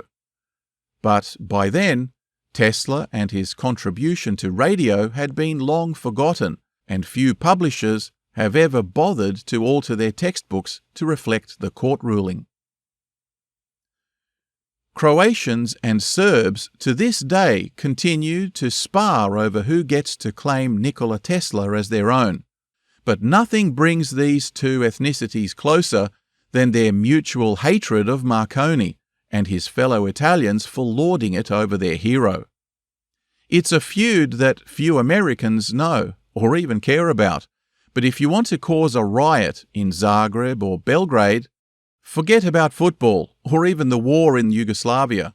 Just walk down the street with a placard singing Marconi's praises.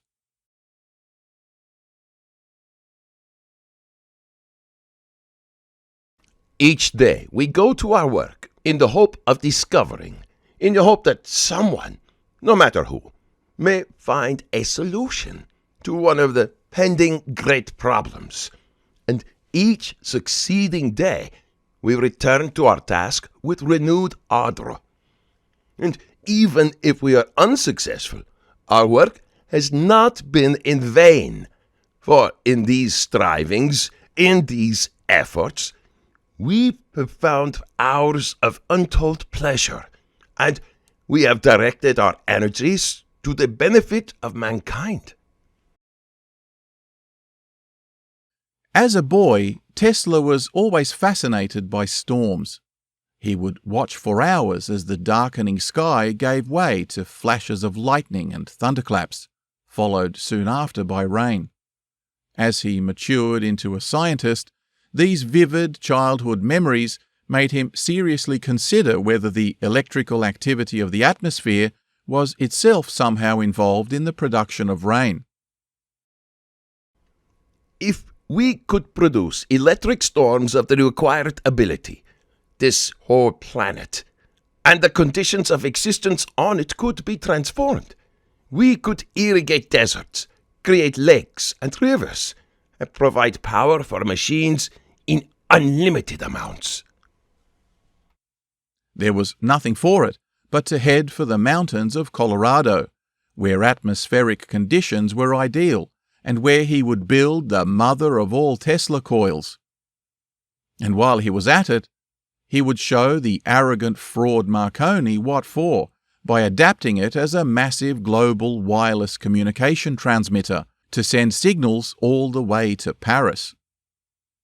So, in 1899, with the assurance of free electricity supply from the local electric company and significant investment capital from, among others, adoring mega-rich American aristocrat John Astor IV, he soon set about building a research lab far from prying eyes at Colorado Springs.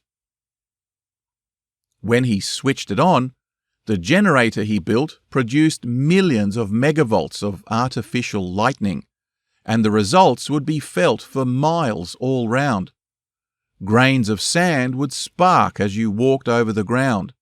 Horses all over the district would go berserk as their metal shoes gave them a shock, and the thunder from this transmitter could be heard 15 miles away.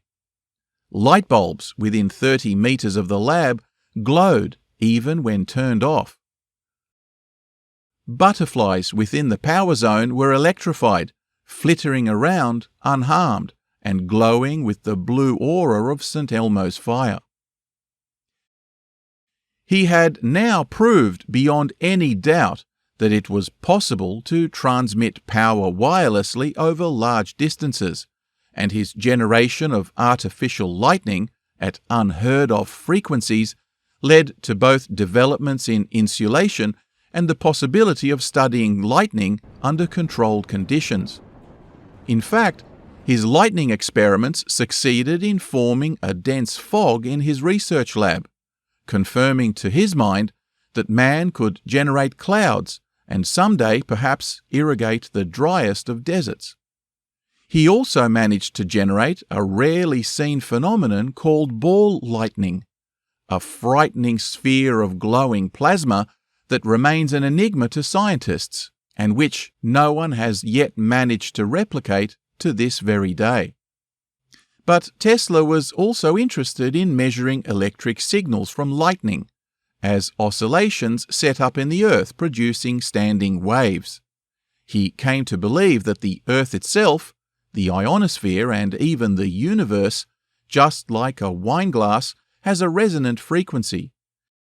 He suggested that if we could match the resonant frequency of the Earth, using his oscillator, he could split the entire planet in half. When the newspapers got wind of it, the story ran riot. Tesla suggested that if we could tap into these frequencies, who knows what marvels might be possible, maybe even communication with other planets.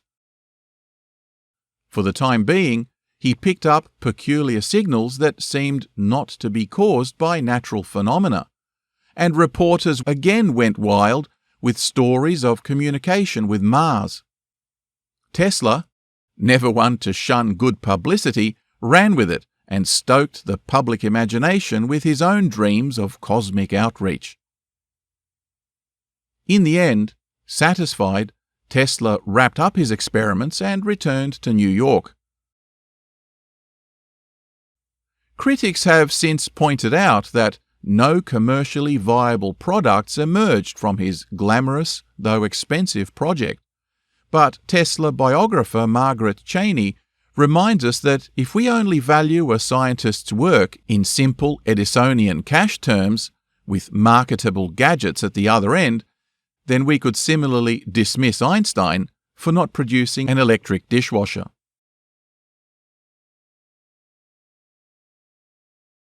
The day science begins to study non-physical phenomena, each will make more progress in one decade than in all the previous centuries of its existence.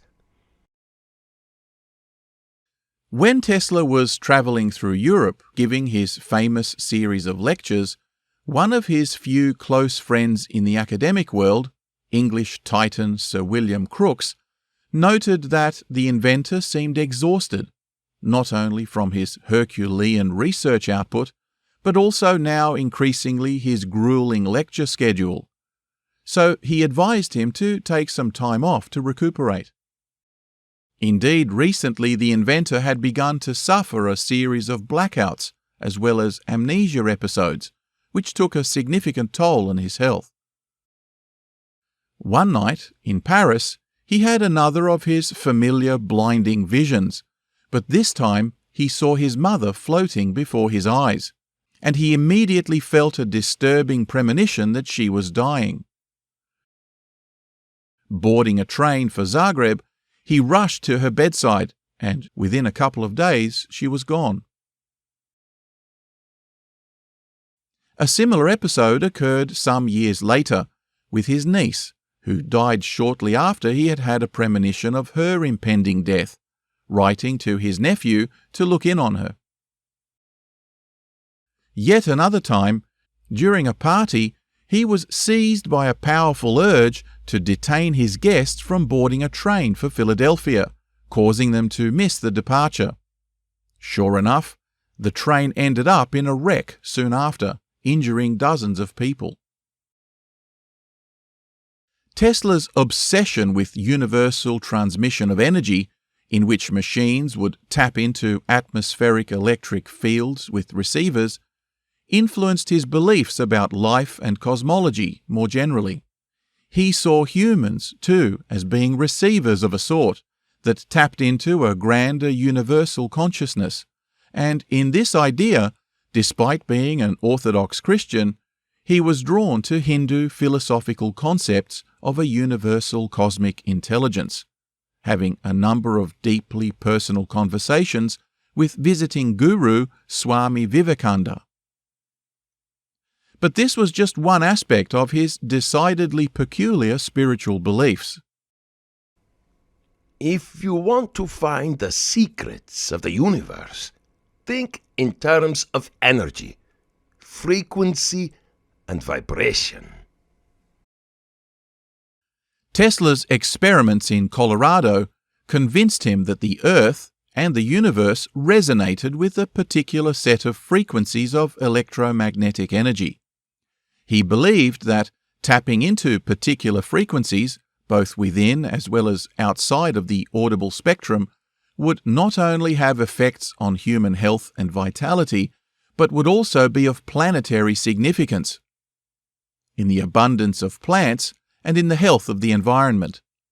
Experiments conducted long after his death in the 1960s confirmed this to be the case, particularly at 8 Hz, called the Schumann frequency, and based on his ideas, numerous scientists have since explored the effects of sound on physiological parameters such as heart rate, blood pressure, anxiety, and even sleep quality, with findings that appear to support his views. Tesla also believed that mathematics was the key to interpreting the effects of these frequencies. His obsession with the numbers 3, 6, and 9 were well known, and his belief that they were the keys to understanding the universe, based on their peculiar repeating geometric patterns, are based on what is now known as the Tesla code, or vortex maths theory. In vortex mathematics, the numbers 3, 6, and 9 are considered particularly significant due to their unique properties and recurring patterns. According to this theory, the number 3 is often viewed as the foundational number from which all other numbers emerge. Tesla considered it the key to unlocking the mysteries of the universe.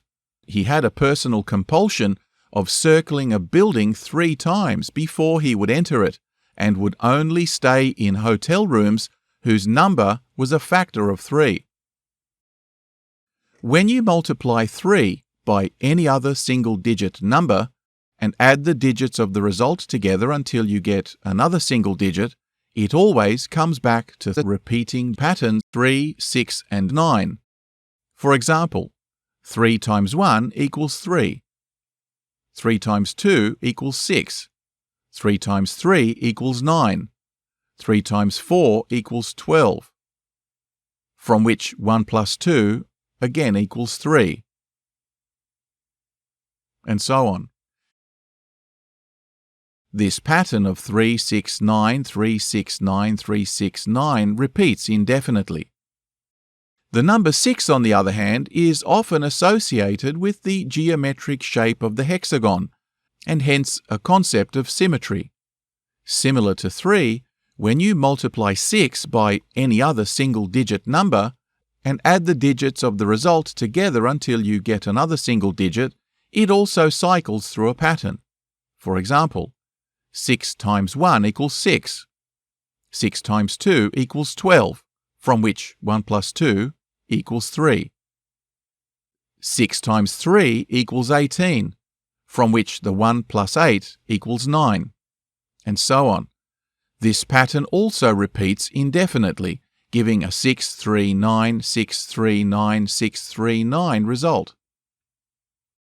The number 9 is regarded as a symbol of completion, of perfection and infinity. It holds a special significance in vortex mathematics.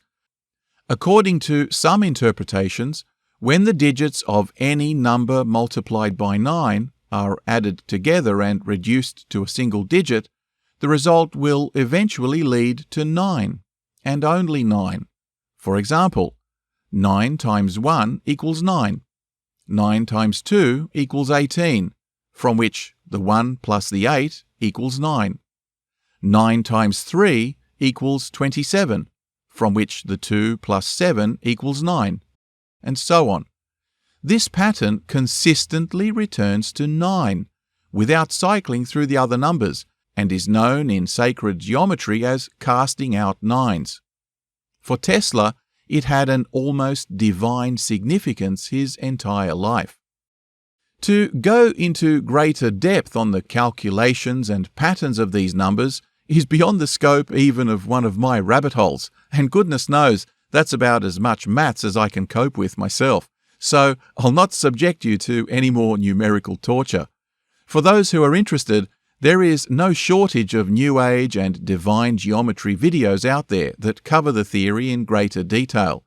Suffice it to say that Tesla was obsessed not only with number patterns, but energy frequencies in particular. So much so that it pervaded every aspect of his life, from the hours he worked, to the food he ate, and the many habits he accumulated. He took the idea of the nutty professor to a whole new level, and even his closest friends struggled to make sense of it. And interestingly enough, he wasn't an isolated case. A peculiar phenomenon among physicists over the centuries has been their remarkable tendency towards spiritual obsessions, or what's been called metaphysics. Perhaps the most famous example is the father of modern physics himself, Sir Isaac Newton, whose groundbreaking work laid the foundation for classical mechanics and the law of universal gravitation. But few people are aware that Newton wrote far more papers on theology, alchemy, and biblical prophecy than he did on physics. He sought hidden meanings in religious texts and attempted to decipher ancient prophecies, believing that they held clues to understanding the mysteries of the universe. Newton's interest in alchemy in particular reflected his belief in the existence of hidden forces and the transformative power of natural substances. Other examples include Tesla's own contemporary, fellow radio pioneer and Royal Society fellow Sir Oliver Lodge, who was obsessed with ghosts. Radioactivity pioneers Marie and Pierre Curie, astrophysicist Arthur Eddington, to-be and not-to-be cat lover Erwin Schrödinger, quantum physicist Freeman Dyson, and even the author of relativity theory, Albert Einstein, whose sometimes ambiguous views on metaphysics were nevertheless far from atheist.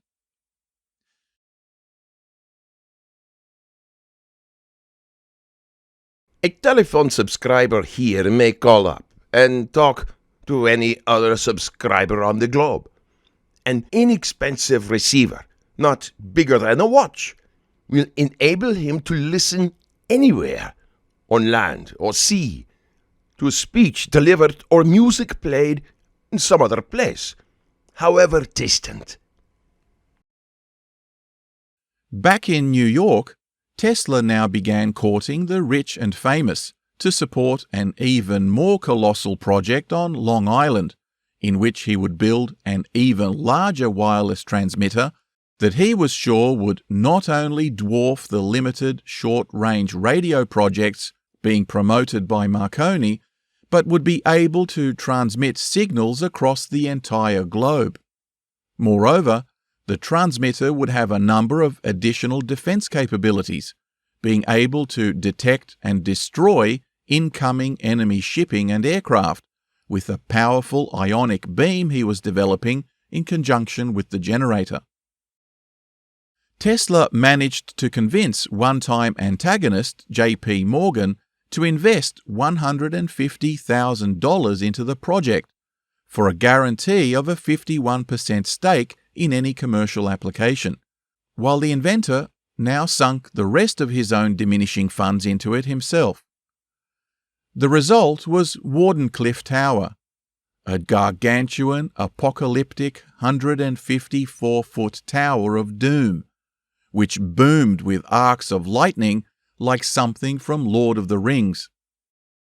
But Tesla now made a fatal economic blunder by then deciding to scale up the project to produce enough energy to supply the entire state. Such an enormous project turned out to be a money pit, and expenses continued to mount, forcing Morgan to pull his funding before trials could be fully completed. Tesla was devastated, and the loss all but bankrupted him. Some have asserted that by this time, Marconi's radio system, which had ripped off not only Tesla's and Lodge's patents, but even Edison's, despite its teething problems, was gaining increasing investor support, such that Morgan himself bought the major stake in Marconi's company. It was clear to Morgan that Marconi's system was already very much commercially viable, while the Wardenclyffe Tower not only carried the risk of government oversight or even requisition during a crisis, but more importantly offered free energy, which would compromise his ownership of much of the electrical grid. Not only this, but Wardenclyffe Tower promised free communication, which would undermine the entire radio business, in which Morgan was now also heavily invested. It just wouldn't do. He was a businessman after all. Nevertheless, Morgan, and after his death even his son J.P. Jr., continued to give small amounts of funding to Tesla in a rare gesture of philanthropy that, for the desperate Tesla, was just never quite enough. Edison, for his part, thought the whole radio phenomenon was just a fad anyway, but this didn't stop him pursuing Marconi for theft of his patent, and he got a $60,000 payout for his trouble. With the collapse of the Wardenclyffe venture, Tesla was a broken man. Over the next few years, he moved from one hotel to another, working on lesser, cheaper projects, the royalties of which would barely sustain his now highly restricted research budget. Nevertheless, he would accumulate over 300 patents during the course of his career, and even subsequent revolutionary inventions, such as the bladeless turbine, which would have made the career of any other engineer, was either not yet commercially viable or threatened to undermine existing technologies and so was ignored. Tesla biographer and close friend John O'Neill once said that Tesla's biggest problem was in developing a revolutionary technology and then immediately afterwards developing another one that made it obsolete. He had managed to turn the entire nation, indeed the world, onto AC power, and then within a couple of years rendered all the invested capital and ongoing profits pointless with the promise of wireless energy. But money for its own sake never really meant anything to him compared to the wonders that lay in the future. He was to say, "The scientific man does not aim at an immediate result. He does not expect that his advanced ideas will be readily taken up. His work is like that of the planter for the future. His duty is to lay the foundation for those who are to come and point the way. He lives and labors and hopes."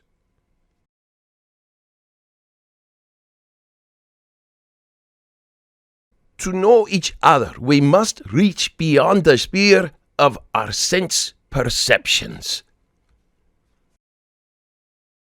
Like many celebrities, especially eccentric ones, Tesla had countless fans, many acquaintances, but few real friends.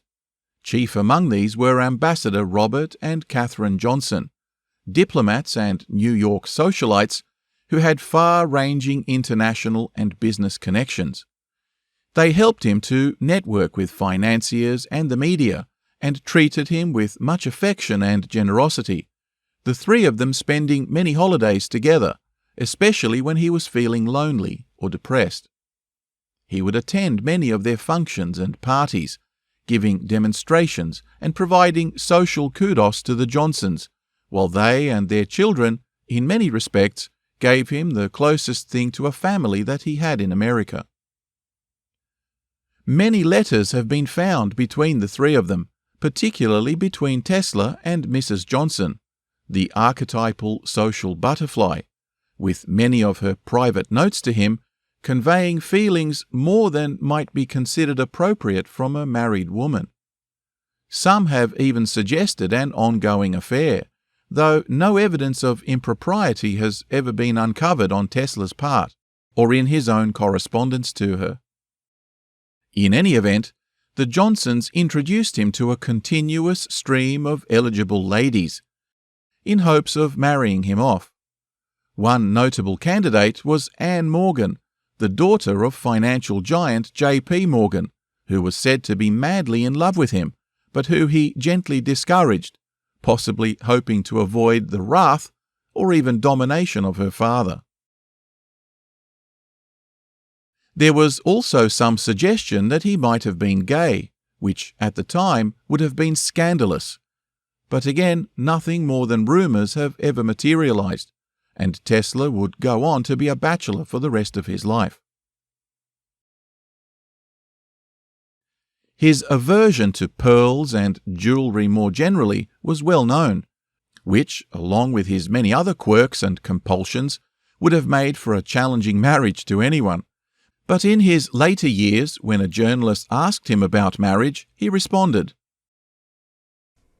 "Marriage for artists, yes. For musicians, yes. For writers, yes. The first three must gain inspiration from a woman's influence, be led by their love to a finer achievement. But an inventor has so intense a nature that in giving himself to a woman, it would take away from his real passion." Tesla noted that the greatest works of history have often been derived from childless men, like Newton, Michelangelo, and Francis Bacon, just to name a few. But maybe he was just having a dig at his old nemesis Edison, who had been married twice. His view on women generally was ambiguous. He lamented the inequality women suffered in society and declared them to be clearly superior to men, predicting that they would become the dominant sex in the future, like queen bees being served by male drones. But at the same time, he was concerned about their increasingly militant agitation to compete against men in physical domains such as sport. It is not in the shallow physical limitation of men that women will assert first their equality and later their superiority, but in the awakening of the intellect of women. The average woman will be as well educated as the average man, and then better educated. As the years slowly went by and poverty overtook him once more, he found himself slowly forgotten by a society that had moved on, albeit on the incalculable foundation of his innovations. Becoming ever more reclusive, with long bouts of illness, and barely making a living from existing royalties, he nevertheless continued to invent new devices and patents that at least paid his secretary's salary and financed the next modest project, all the while lobbying for investment from anyone who showed any interest or sympathy. By now he had no property of his own anymore and was being put up in hotels by sympathetic investors, moving from one hotel to another every few years, racking up debts that the owners were too embarrassed to publicly call in. His rooms doubled both as a makeshift lab and now also a bird sanctuary, owing to his peculiar obsession with feeding and rescuing injured pigeons. His bizarre hobby was viewed as a health hazard, despite his own fastidious cleanliness and tidiness, and on a number of occasions he was evicted and forced to find new lodgings, all the while more worried about his feathered friends than he was for himself. By his 60s, Tesla was being seen not just as an eccentric, but even somewhat mad, maintaining outmoded clothing fashions, wandering the streets late at night, eating alone, and becoming increasingly antisocial. He also had a long-standing feud with Albert Einstein, whose theory of relativity Tesla dismissed as bunk. Some of his other views also grated on many people, such as his support for eugenics. Tesla's bouts of depression seemed to worsen with the onset of the First World War, which saw awful carnage in the wake of the assassination of Austrian Archduke Ferdinand by one of Tesla's own ethnic Serbian countrymen. Though essentially a pacifist, he desperately lobbied the US government to adopt his new superweapon, a wirelessly powered death ray gun that could disintegrate an entire fleet of ships or wipe out an entire army in an instant at a distance of over 200 miles.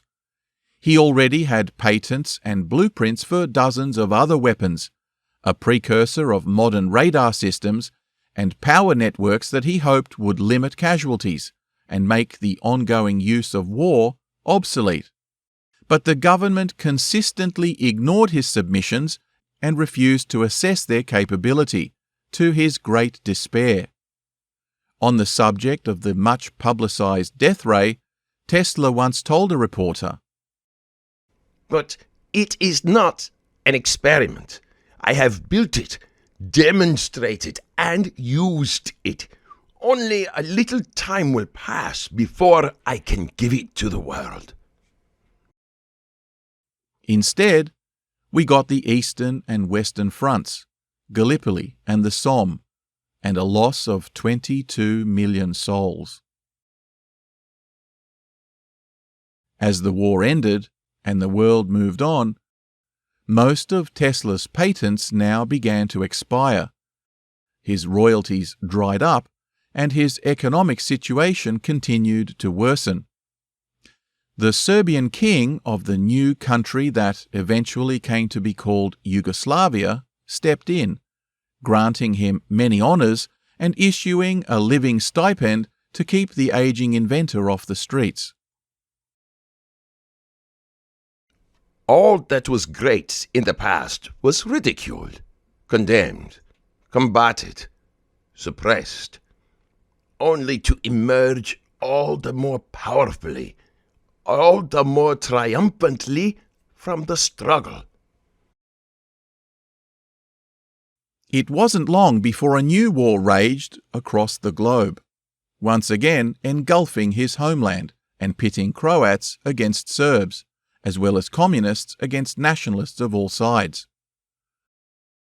A pan-Slavist, he was devastated, once stating that he was equally proud of his ethnic Serb origins and the Croatian homeland in which he grew up.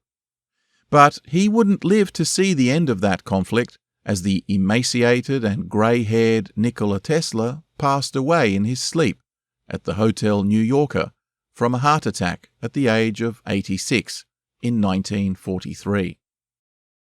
When his body was discovered, the FBI was informed, and within days, government agents were scouring the apartment and removed 2 truckloads of files that he had stored away.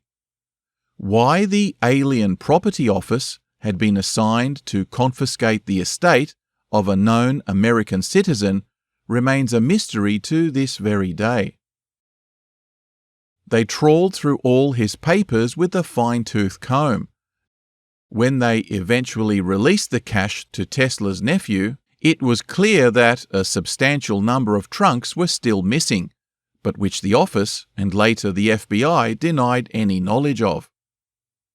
Many have since commented that it was an illegal search and seizure, but the Bureau eventually released a statement confirming that an investigation had been conducted and that the inventor's documents were primarily of a speculative, philosophical, and promotional character, and contained no information whatsoever on objects of national security significance, a death ray, or potential weaponry of any kind.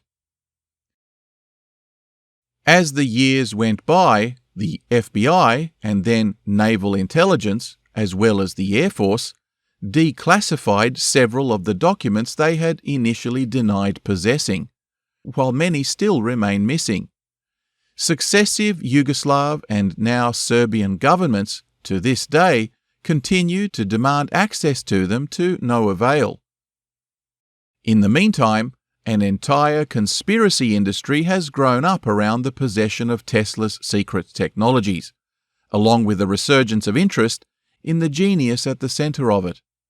Every conceivable global disaster has been blamed on the nefarious secret development of Tesla's stolen files, in what has commonly been called the Tesla effect. Ronald Reagan's 1980s Star Wars program? See Tesla. American and Soviet particle beam research? See Tesla. Chemtrails and weather manipulation? See Tesla. Electronic geo-warfare? See Tesla. Anti-gravity machines? See Tesla. High-energy mind control? See Tesla. And the list goes on.